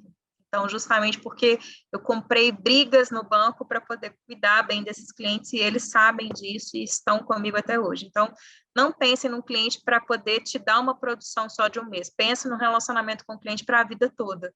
Porque hoje vocês estão no banco, mas amanhã vocês podem estar em outro lugar que não o banco e tenham a cabeça de vocês tranquila para sempre terem portas abertas quando vocês precisarem. A maioria respondendo aqui, eu vou começar a responder essa. Primeiro, vou confidenciar uma coisa para vocês, né? No alto aí dos meus 40 anos de idade, eu adoro usar HP física. E aí eu estou me sentindo aqui uma mula manca, porque eu emprestei a minha HP para uma amiga. Olha para você ver, eu emprestei a prova para ela fazer a prova do CFP, ela passou na prova do CFP. Aí ela fez prova do CE e pegou a calculadora de novo, que ela falou, você é pé quente, você me deu sorte. E aí pegou a minha HP e não devolveu ainda. Então, eu estou fazendo conta só no meu celular, e eu não gosto de fazer conta no celular. Então, se vocês têm HP, tirem a HP de vocês aí, que é algo que eu não posso fazer aqui, porque eu estou só no celular, e eu detesto usar a calculadora do celular. Coisa de tia, tá? Aos poucos, vocês vão ter manias que vocês vão adquirir aí ao longo da vida. Mas vamos lá. Questão de HP, eu adoro usar HP, gente, HP é vida, tá? Acostumem-se, habituem-se com ela, porque ela traz muita coisa importante para vocês. Quem domina HP perante um cliente acaba transmitindo algo muito, um domínio que é interessante. O cliente vê que você tem também um lado técnico que é legal e como, né, vocês fazendo isso aí, vocês se tornam especialistas em investimento. Então, assim, tentem aos poucos familiarizarem com as teclas e usarem isso a favor de vocês. A gente sabe que o sistema muitas das vezes dá tudo pronto para você. Mas às vezes você vai numa visita, você está perante um cliente, o cliente pede para você calcular ali uma regressão, pede para calcular algo atrelado à inflação, né? A gente tem a calculadora ali do Banco Central, que é uma mão na roda, mas aplicar um fator, saber fazer uma conta, isso muda muito o jogo, tá? Então, se tem uma dica que eu falo com vocês, apaixonem-se pela HP, porque ela faz vocês ganharem o jogo muitas das vezes. Um determinado investidor faz contribuições mensais de R$150 há 15 anos, no plano de previdência VGBL, no regime de tributação progressivo. A taxa de juros mensal da rentabilidade é de 0,35 ao mês. Nesse caso, eventual resgate total, qual seria a base de cálculo para a tributação? Então, vamos lá, galerinha. Espera aí que tem um tanto de mensagem aqui no chat. Só ver aqui, enquanto vocês pensam mais um pouquinho. Aqui, né? Tem tanto de gente querendo a minha HP emprestada aqui. Assim que a minha amiga devolver, eu coloco ela à disposição, tá bom? Então, vamos lá. Essa é uma questão que vocês... É uma conta muito simples, né? Eu vou colocar como faz na HP aqui, a gente vai fazer junto. O cálculo é simples, mas ela tem pegadinha, né? Porque na hora que você fala do VGBL, a gente sabe que a tributação em VGBL é em cima só do que rendeu.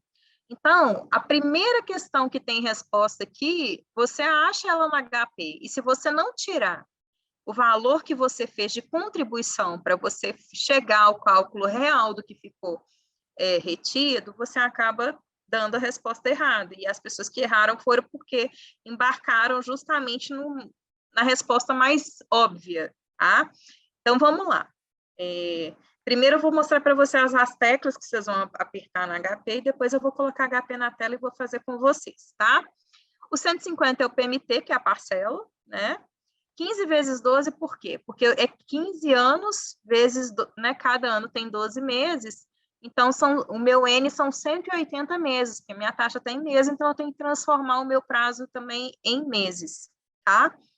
E aí, na hora que eu puxo o FV, ele vai dar 37.523. É a primeira resposta que aparece ali. Se você não raciocina, você tem um olhar tendencioso, não achei a resposta. Né? A gente, às vezes, assim, não fala nem que é preguiça, na pressão mesmo, né? Você tem poucos minutos para resolver cada questão, e você pensa, nossa, essa tá fácil demais, já marca ali na letra B. Só que você sempre tem que pensar, né? Vocês viram a minha entonação na hora de ler as questões? Eu quero que vocês tentem treinar isso na hora de fazer a questão de vocês, né? Quando for VGBL, sempre ter isso forte na cabeça, e quando for progressivo ou regressivo, né? Puxem sempre isso na memória de vocês, que é isso que faz fixar a matéria, tá? Então, se eu achei o meu FV, isso não é a minha resposta final para um VGBL. Eu preciso tirar o que eu fiz de contribuição para eu achar em cima de né, qual que é a minha base de cálculo do imposto. Então, se eu fiz contribuições mensais de R$150 vezes 180, isso dá 27 mil. Né? E aí eu já tinha achado o FV, eu tenho que tirar o que é contribuição justamente para eu chegar nos 10.523, que é a base de cálculo do meu imposto, e é o que ele está me pedindo, né? No caso de um eventual resgate total, qual seria a base de cálculo para tributação? Tão simples quanto isso, tá? Eu vou trazer a HP aqui, vocês me falam se ela está aparecendo. Apareceu aí, gente? HP? Me fala no chat, por favor.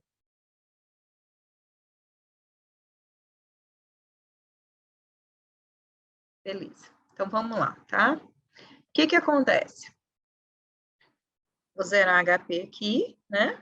Ele está me dizendo que todo mês ele coloca R$150, então eu vou colocar isso no PMT, né? A minha prestação.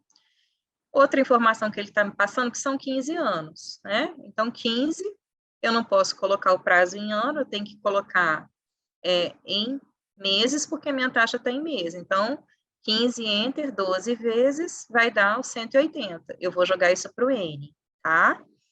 Ele está me dando a taxa é 0,35% ao mês, então 0,35 e na hora que eu puxo o FV, lá a resposta. Então, eu já tenho uma resposta aqui que não é a minha resposta final. Esse é o meu FV. Esse é o valor que, colocando R$150 todo mês por 15 anos a uma taxa de 0,35, é o que eu tenho bruto no final, lá no pacote. E ele está me perguntando qual que seria a base de cálculo no caso de eu fazer esse resgate total. Então, eu vou tirar aqui, né, o sinal de negativo, vou deixar esse valor aqui, né, quando eu dou o Enter, ele está guardado na minha memória. O que eu vou fazer? Eu vou pegar quanto que eu fiz de contribuição por mês? Não foi R$150? E eu não descobri que 15 anos equivale a 180 meses? Então, eu vou pegar 180 vezes.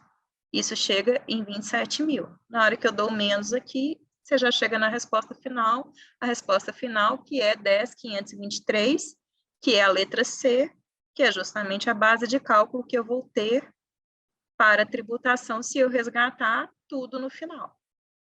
Conseguiram compreender? Ficaram com dúvida?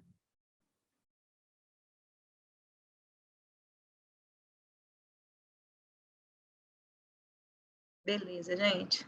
Tiraram fotinha aí da tela para depois estudar. Então, vamos embora, vamos para a próxima. Ótimo.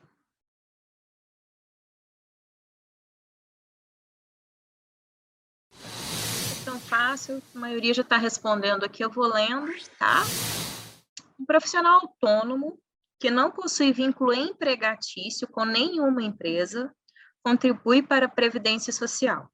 Esse segurado terá direito a que tipos de cobertura por parte da Previdência? Letra A. Um profissional autônomo sem vínculo empregatício não pode requerer benefícios da Previdência Social. Letra B. Aposentadoria por idade, por tempo de contribuição, auxílio-doença e auxílio-acidente. Letra C. Aposentadoria por idade, por tempo de contribuição e aposentadoria por invalidez. Letra D. Aposentadoria por idade, por tempo de contribuição e auxílio-acidente. Então, vamos lá. O que acontece nessa questão, gente? Ela a certa é a letra C. E por quê?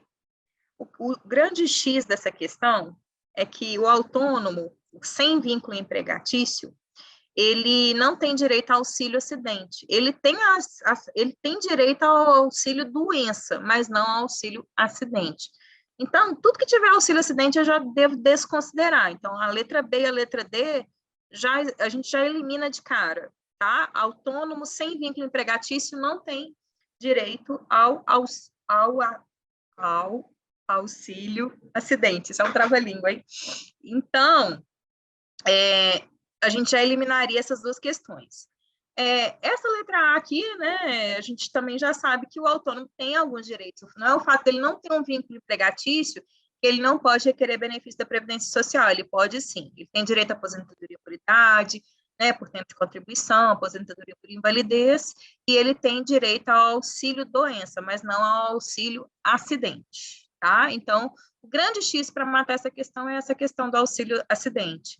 Tá? Sabendo que é o auxílio acidente, você não erra isso, tá? E a diferença de auxílio acidente para auxílio doença, tá?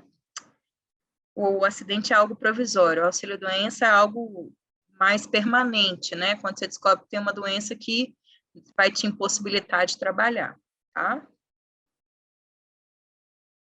Vamos para a próxima. Também questão conceitual facinha, essa dá para matar rapidinho. Ótimo, pessoal. A maioria já respondeu, então entendo que a gente pode seguir, tá? Uma das principais diferenças entre os modelos CAPM e APT é o fato do modelo. Letra A, APT não considera o risco em seus cálculos. Letra B, o CAPM permite considerar mais fatores de risco. Letra C, o APT permite considerar mais fatores de risco. Ou letra D, o CAPM não considera o índice beta como o APT. Então, gente, para matar esse tipo de questão, você tem que saber o que é um e o que é o outro, senão você não consegue matar. A letra certa é a letra C. Né? O APT é justamente o que ele agrega no valor CAPM, é o fato dele ser multifatorial, ele pega vários indicadores para fazer a sua precificação. Tá? Então, vamos lá na íntegra, o que diz lá na apostila. O APT é um modelo para estimar o retorno de ativos ou carteiras, que utiliza diversos fatores de riscos, tais como a taxa de câmbio, inflação, juros, dentre outros. A inclusão de outros fatores foi a grande inovação do APT. Então, se ele está me falando que essa é a grande inovação, é isso que está agregando em relação ao CAPM, é justamente o fato dele ser multifatorial. Então, sempre que vocês têm que associar, o APT, ele é multifatorial, o CAPM é um pouco mais limitado, porque ele tem ali na sua configuração, ele está considerando basicamente o que é o retorno do ativo sem risco, acrescido de um beta, quanto que ele tem ali de prêmio de risco, tá? E o APT, ele está trazendo outras variáveis além do prêmio de risco, ele está considerando ali taxa de câmbio, inflação, tanto é que ele é mais difícil de chegar a um resultado, de ser estimado, porque ele é um cálculo muito mais complexo. O CAPM é muito mais simplista, é muito mais fácil de aplicar, tá? Apesar do APT ser mais completo, ele é muito mais complexo e acaba ficando um pouco mais inviável de aplicar no dia a dia. Então, o CAPM é muito utilizado porque você consegue, de forma mais simples, chegar no modelo ali de precificação mais interessante, mais rápido, tá? Mas, assim, o que é principal nessa questão é você saber a diferença de um em relação ao outro, tá? O APT é uma evolução do CAPM. E na letra D está errada, porque fala que o CAPM não considera o índice beta, ele considera, né? Tanto é que você vê que na fórmula, o retorno esperado é justamente o retorno do ativo sem risco, mais o beta, que é multiplicado ali pelo prêmio de risco de mercado, né? O que é o prêmio de risco de mercado, Ana? É a carteira de mercado menos o risco, o retorno do ativo sem risco, né? Quanto que o mercado está precificando sem um ativo de risco, sem um ativo sem risco, né? E aí você chega num prêmio de risco de mercado ali. Então, acrescido por um beta, que o beta está diretamente relacionado ao risco do ativo. Quanto maior o beta, mais risco ele está ali agregando, e por isso o prêmio de risco do mercado é maior, porque eu estou correndo mais risco por investir naquele determinado ativo. Certo, pessoal? Vamos para a próxima? Vocês estão me escutando bem? Me dá um oi aqui, porque está todo mundo tão quietinho, sem dúvida, que eu estou na dúvida se vocês estão me escutando. Ah, tá. Está todo mundo vivo. Estou achando que vocês já estão caindo na quarta-feira de cinzas aí antes do tempo. Vamos lá. Bora estudar, porque aqui só tem cor nesse lugar. Essa questão é de cálculo profundo. Quero ver como vocês estão. A gente resolveu uma parecida com essa no último sábado, que eu dei uma monitoria para vocês. É aquele cálculo grandão, é um cálculo chatinho, mas é um cálculo necessário, treino para vocês fazerem isso assim, ó, a toque de caixa, tá? Então, quero que vocês vão dando a resposta para mim aqui no chat. E na hora que eu fizer aqui o racional, vocês vão compreender que tem coisa que dá para matar aqui, e às vezes nem precisa fazer tanto cálculo. Mas primeiro eu quero que vocês tentem fazer aí, raciocínio. Vou falar não para não atrapalhar vocês.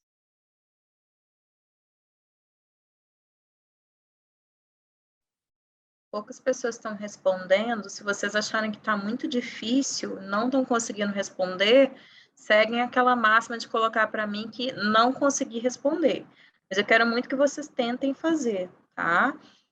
Uma dica que eu vou dar para vocês: vocês precisam calcular o retorno da carteira e dividir pelo risco da carteira. A fórmula para calcular o retorno da carteira, vocês sabem, é o peso da carteira multiplicado pelo retorno esperado, tá? E o risco é uma fórmula gigante que eu dei para vocês na última vez que eu dei monitoria, que vocês têm essa fórmula na apostila, e essa fórmula é dada na prova, é uma fórmula que usa a covariância, então eu preciso que vocês retomem essa fórmula para fazer o cálculo. Vocês acham que eu dou para vocês a solução para vocês terem um caminho para responder, ou eu espero mais para vocês tentarem fazer baseado no que eu dei de informação? E fala aí o que vocês querem ou eu sigo, né, já dando a resposta para vocês, ensinando direitinho, ou se vocês, com a informação que eu dei, quiserem tentar mais um pouquinho. Tá, a maioria pediu para eu fazer, então eu vou fazer, tá? Eu reconheço que é uma questão que é de muita munheca, você precisa realmente treinar, porque ela precisa de muito cálculo para chegar no resultado, né? Você tem que calcular todos para ver qual que é a melhor opção e assim você determinar para o seu cliente, tá? A vida como ela é, se você precisa calcular ali, hoje o sistema do banco, o sistema da corretora já me dá ali o estresse teste, ele já me dá ali qual que é a volatilidade da carteira, tá? Mas na prova eles vão querer saber se você tem noção do que é cada um desses elementos, por isso que vocês precisam saber. A resposta é a letra A, tá? Eu até abri outro quadro para a gente responder todas, mas o que é isso aqui que vocês têm que fazer, tá? Então, primeiro já tira foto disso aí. Vocês precisam calcular o índice de Sharpe de cada carteira, e o índice de Sharpe, o que ele me diz? Que quanto maior, melhor, né? Então, se eu estou comparando carteiras diferentes, a carteira que me dá o maior índice de Sharpe, ela está me dando a melhor relação de risco versus retorno. Então, o que isso quer dizer? Que com um risco menor, eu estou tendo uma rentabilidade melhor. Então, é isso, ele tem um equilíbrio entre o que eu estou colocando dentro da minha carteira, e é por isso que quanto maior, melhor. Ele está me dando ali um indicador de que aquele determinado ativo, frente ao risco que ele está ali, ele tem a melhor eficiência, ele tem a melhor relação risco-retorno, tá? Então, o que eu preciso? Para eu calcular o retorno, aí ele já está falando que você quer ajudar o cliente a construir uma carteira com 2 ativos, na mesma proporção. Se é na mesma proporção, é 50-50, concorda?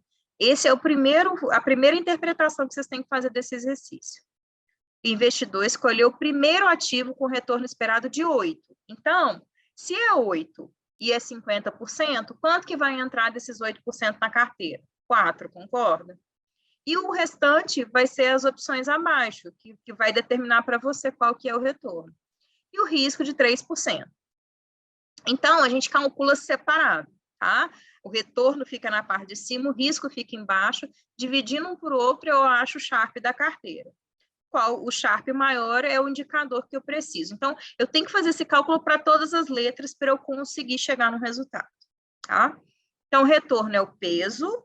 Então, no caso aqui, como é 50-50, então 0,50 que você vai colocar aqui, que é 50 dividido por 100, vai dar 0,5. 0,50, o zero que você pôr depois, aí não tem problema não. Então, 0,5 vezes o retorno de x, que no caso aqui é 8. Então, a gente vai colocar 0,08, que a gente sempre põe em decimais, mais o peso y, que aí já é o ativo que a gente vai considerar lá, o ativo A, que tem um retorno de 12. Então, eu vou colocar 0,5 vezes 0,12, que é o 12 né, transformado em decimais. Isso fica na minha parte de cima do cálculo. A parte de baixo, que é a parte do risco, é o risco do primeiro ativo que já foi dado no enunciado e em relação ao risco do que está aqui na letra A. É o meu primeiro cálculo. Deixa eu transpor isso para outra tela que vocês vão entender melhor, tá? Que é isso aqui. Então, aqui, ó, eu estou calculando cada letrinha e aí vocês vão ver que o Sharp do A é o maior e é por isso que essa é a opção, tá?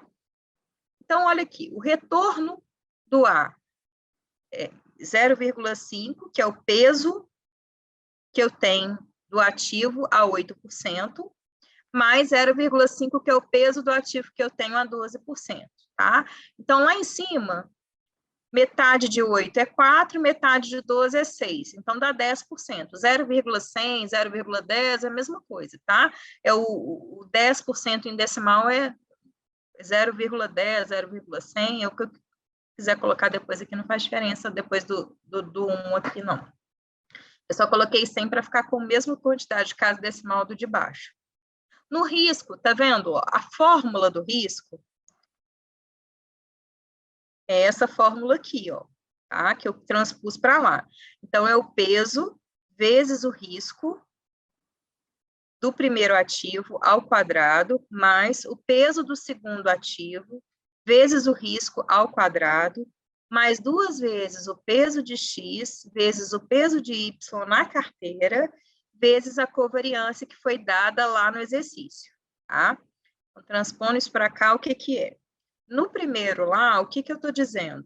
O meu retorno em cima já está calculado, embaixo o peso é 0,5 e o risco. Aí, só voltando na questão para vocês verem, tá vendo que fala que o risco esperado é 3%?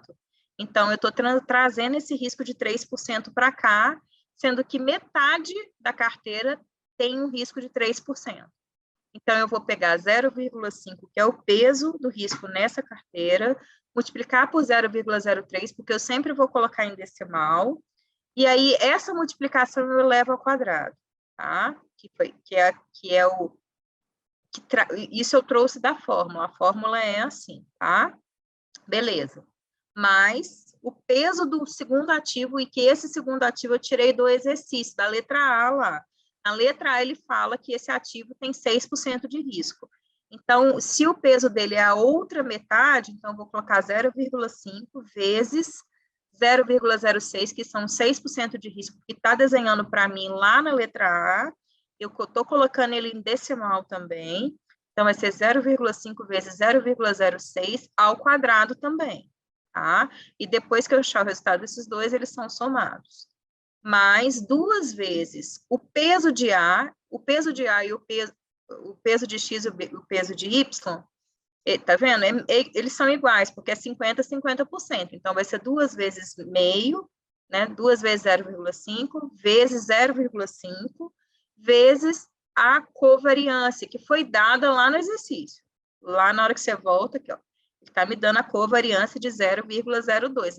Nada eu inventei, tudo está aqui nessa letra A, e eu só transpus para a fórmula.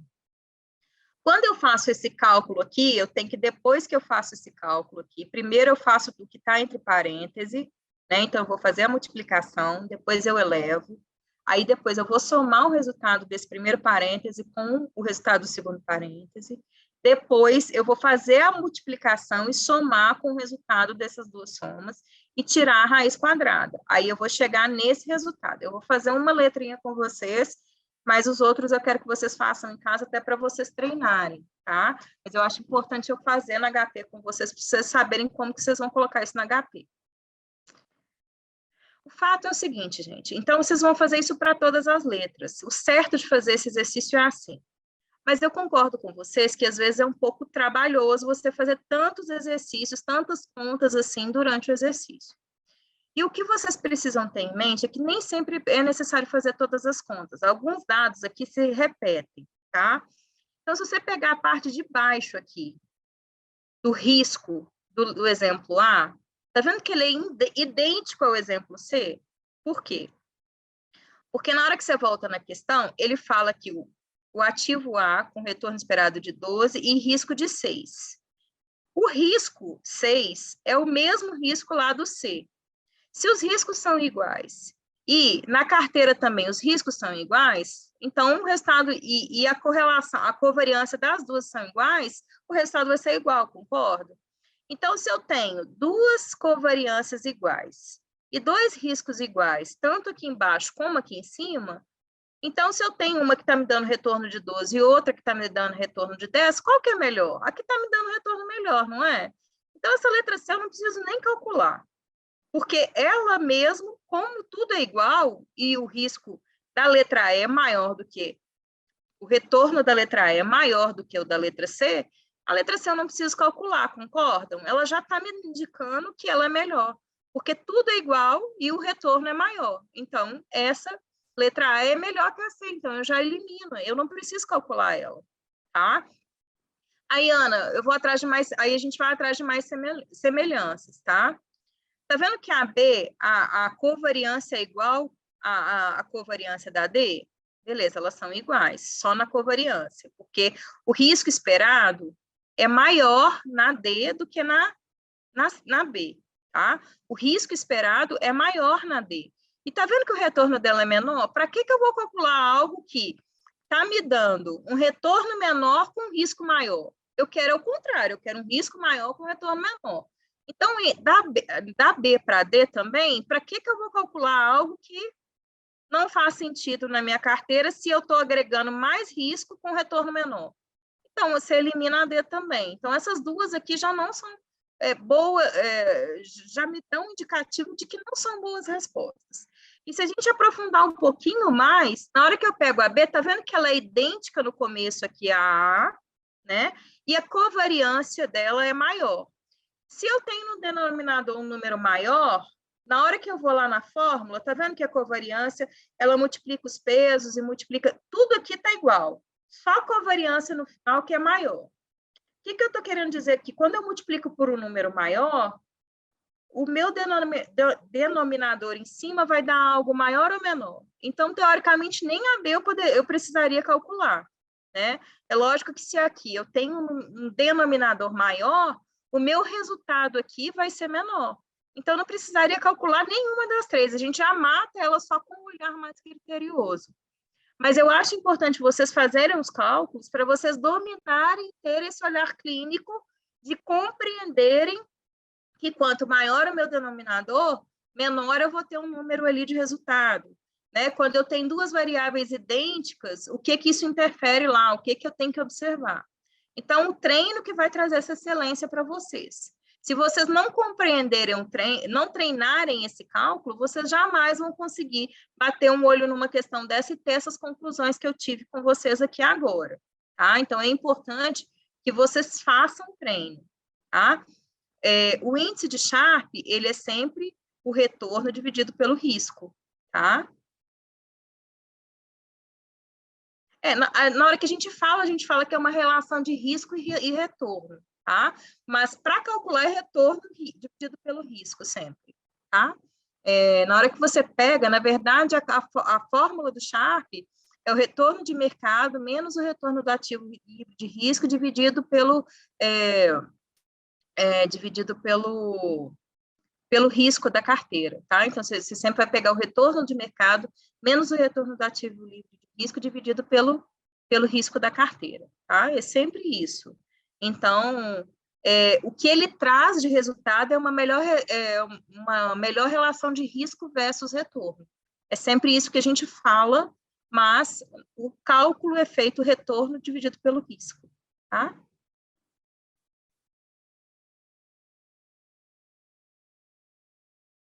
É isso mesmo, André. Você está corretíssima. A taxa é essa.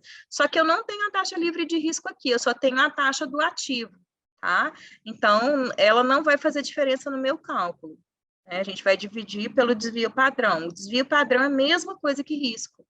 Né? O desvio padrão, ele traz para mim qual que é a variabilidade do meu risco ao redor da meta. Então, eu falei com vocês isso na última na monitoria, né? Que volatilidade, risco, desvio padrão, cada exercício vai trazer um dado diferente, tá? Então, por isso que a gente tem que ter em mãos o que um significa em relação ao outro, tá? Lá no começo tem alguns exercícios de estatística, que ele fala o que é variância, o que é covariância, o que é desvio padrão, o que um é em relação ao outro, o que é correlação. É importante retomar esses conceitos para poder dominar na hora de fazer um exercício desse. Tá? Então, eu acho importante também retomar essas coisas que estão lá atrás para vocês terem mais firmeza na hora de fazer o cálculo. Tá? Então, deixa eu trazer HP aqui para eu fazer um com vocês. Está aparecendo HP aí para vocês? Me falem aí no chat.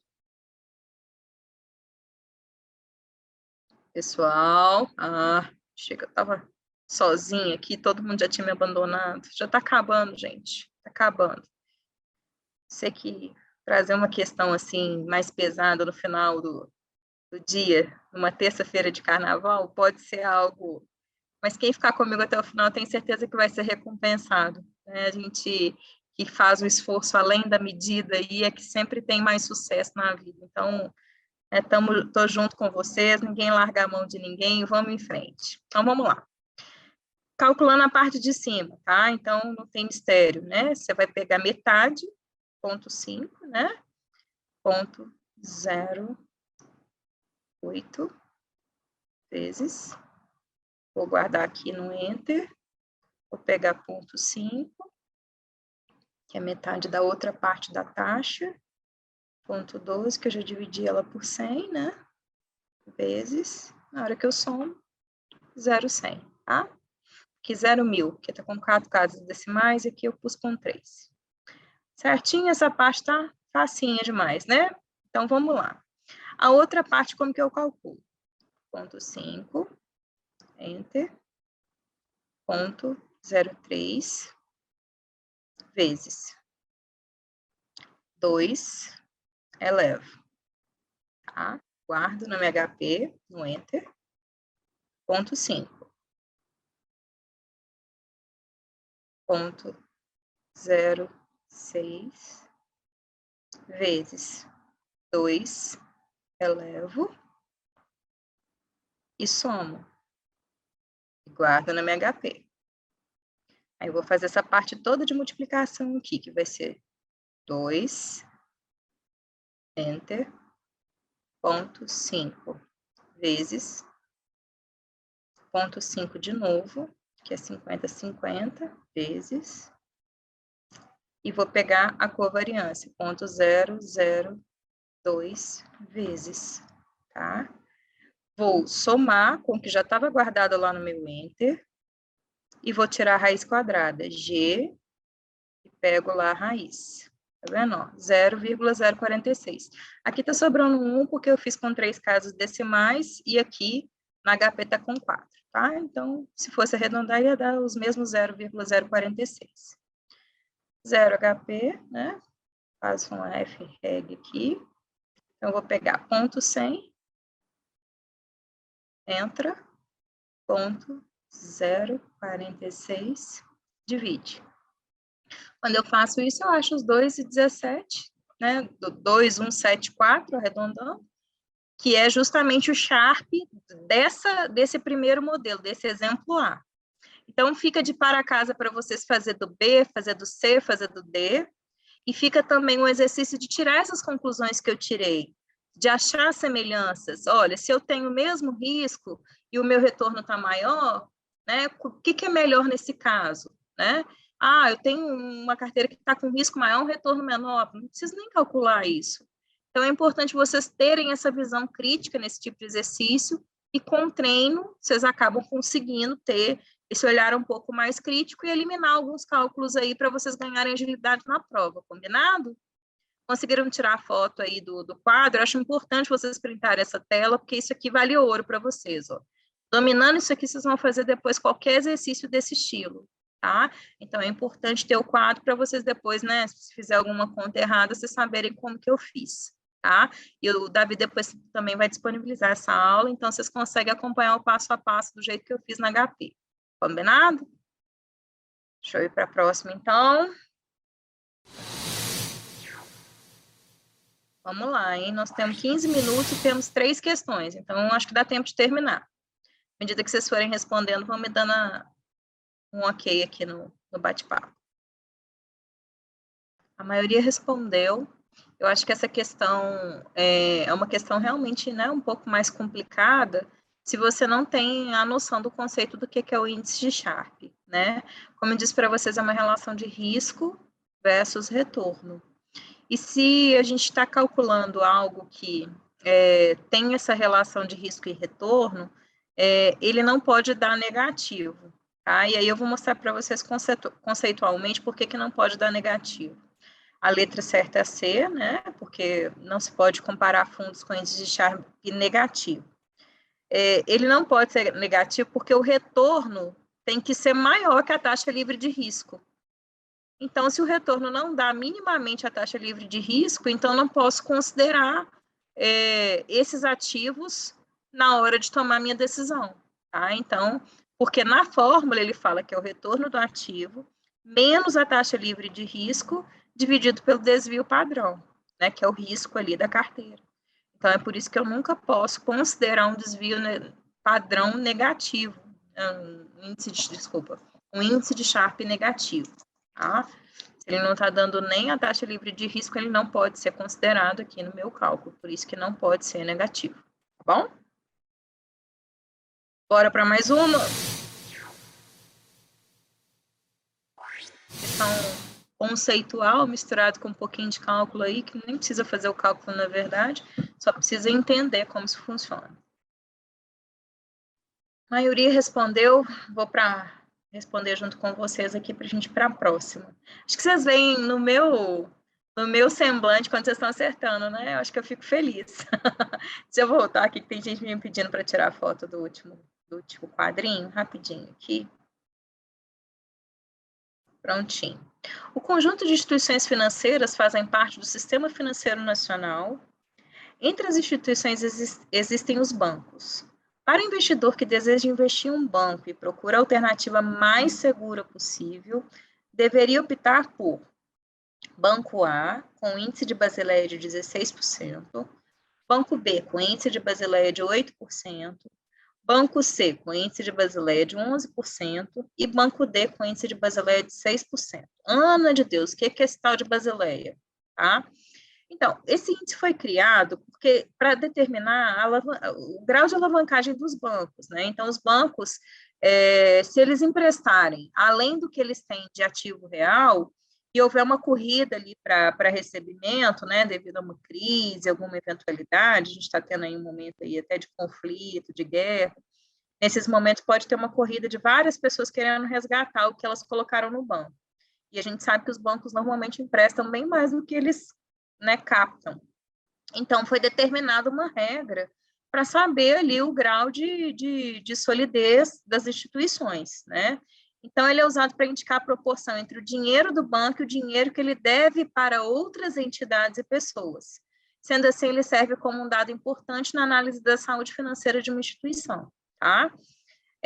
De acordo com o Banco Central, ele determina que é considerado uma instituição saudável uma instituição que deve ter um índice de Basileia entre 11 e 50. Tá? Então, quanto maior, melhor, porque quer dizer que esse banco, essa instituição, ela tem um capital próprio que suporte ali uma corrida para os bancos. Né?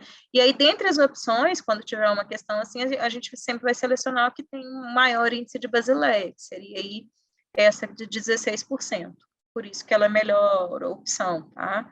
Então, isso significa que a cada R$100 emprestado, o banco precisa ter pelo menos no caso aí dos 16%, R$16 ali em caixa, em cash, em disponibilidade. Seria isso, tá? Deu para tirar a fotinha aí? Deu para vocês entenderem? Posso ir para a última?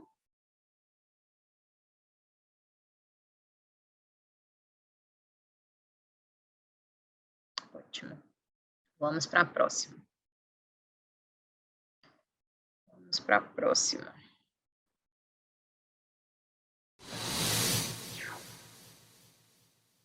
Falei que é a última, mas tem mais uma, são 22. Estou enganando vocês. Mas vai dar tempo, vai dar tempo.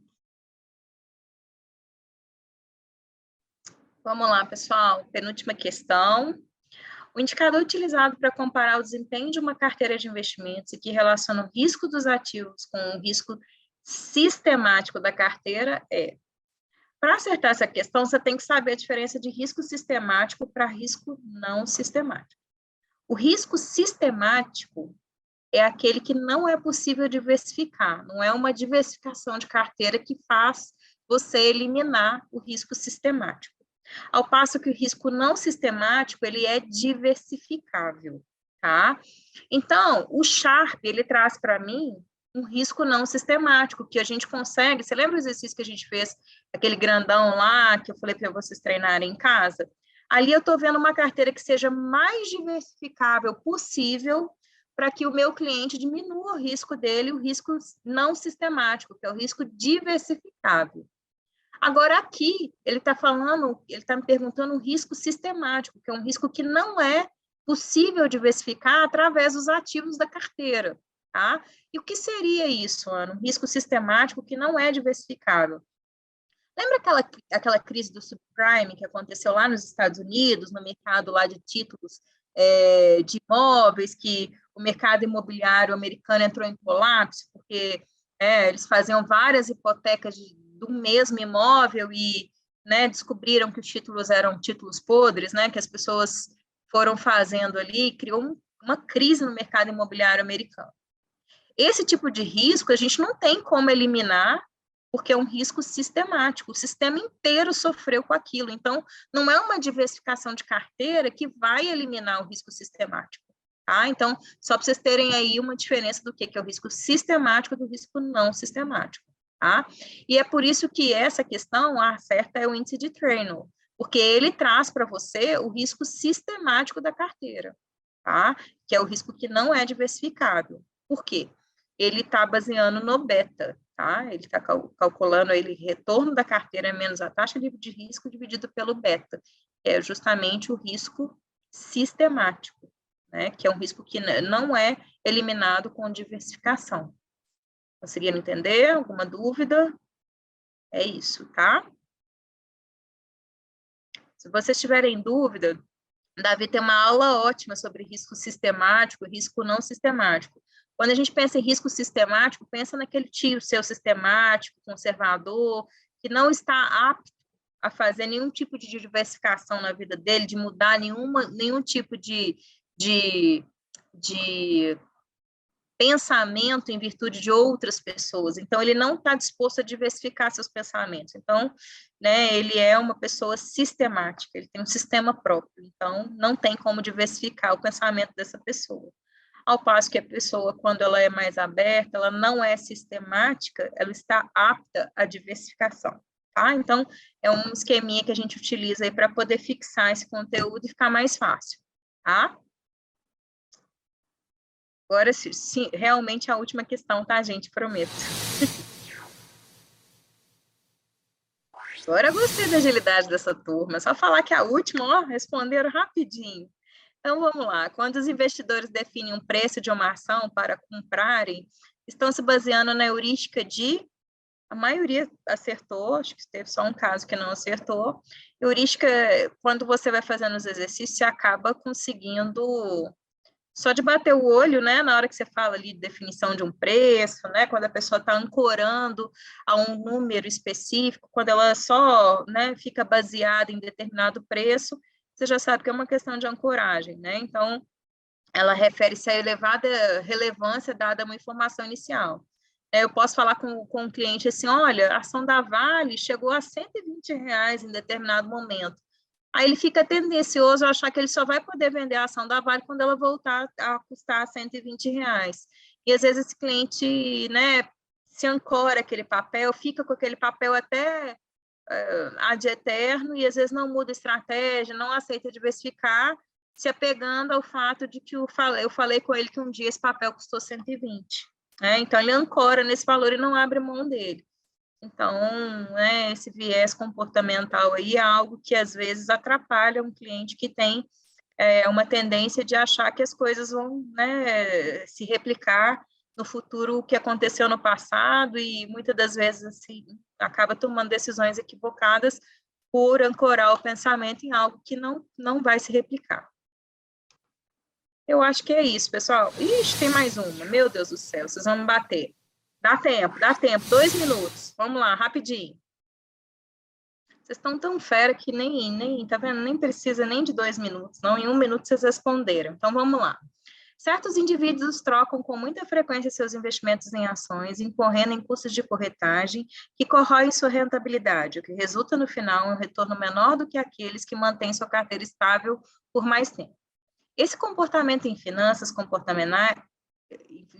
comportamentais se chama, esse é nitidamente o excesso de confiança, né? O cara fica trocando, rodando demais a carteira, aí escuta que, né, que determinado momento escuta uma notícia e acha que ele achou a solução do mundo, e vai lá e muda, roda muito a carteira, às vezes ele é até assertivo em determinadas situações, mas ele gastou tanto com as transações entre a carteira que ele acabou perdendo o lucro que ele ganhou de um lado em custo de transação do outro. Então, o excesso de confiança traz isso, tá?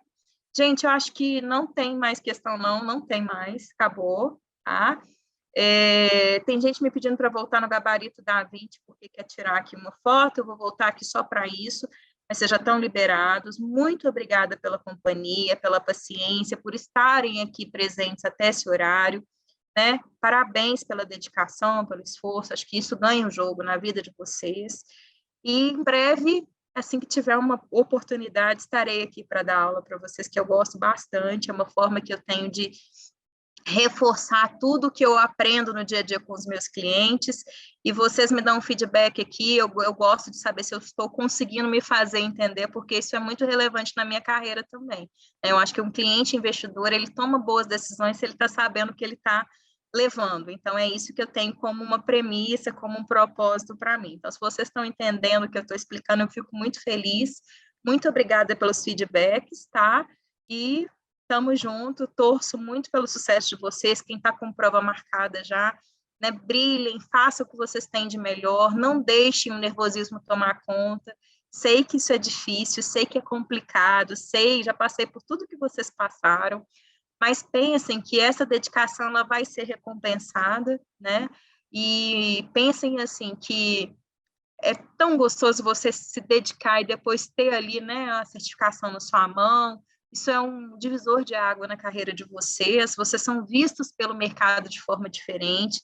Então, né, o conhecimento transforma o mundo. Não tem nada que vocês queiram na vida que, se vocês não se dedicarem através do estudo, vocês não vão conseguir alcançar. Eu acredito muito nisso, e é por isso que eu estou aqui numa terça-feira de carnaval, porque eu acredito muito que o ensino transforma o mundo. Tá bom? Beijinho no coração de vocês, muito sucesso na vida de vocês, né? Que Deus dê toda a resiliência necessária para atuar no mercado financeiro, que é só os guerreiros, só os fortes que dão conta, viu? Beijinho para vocês.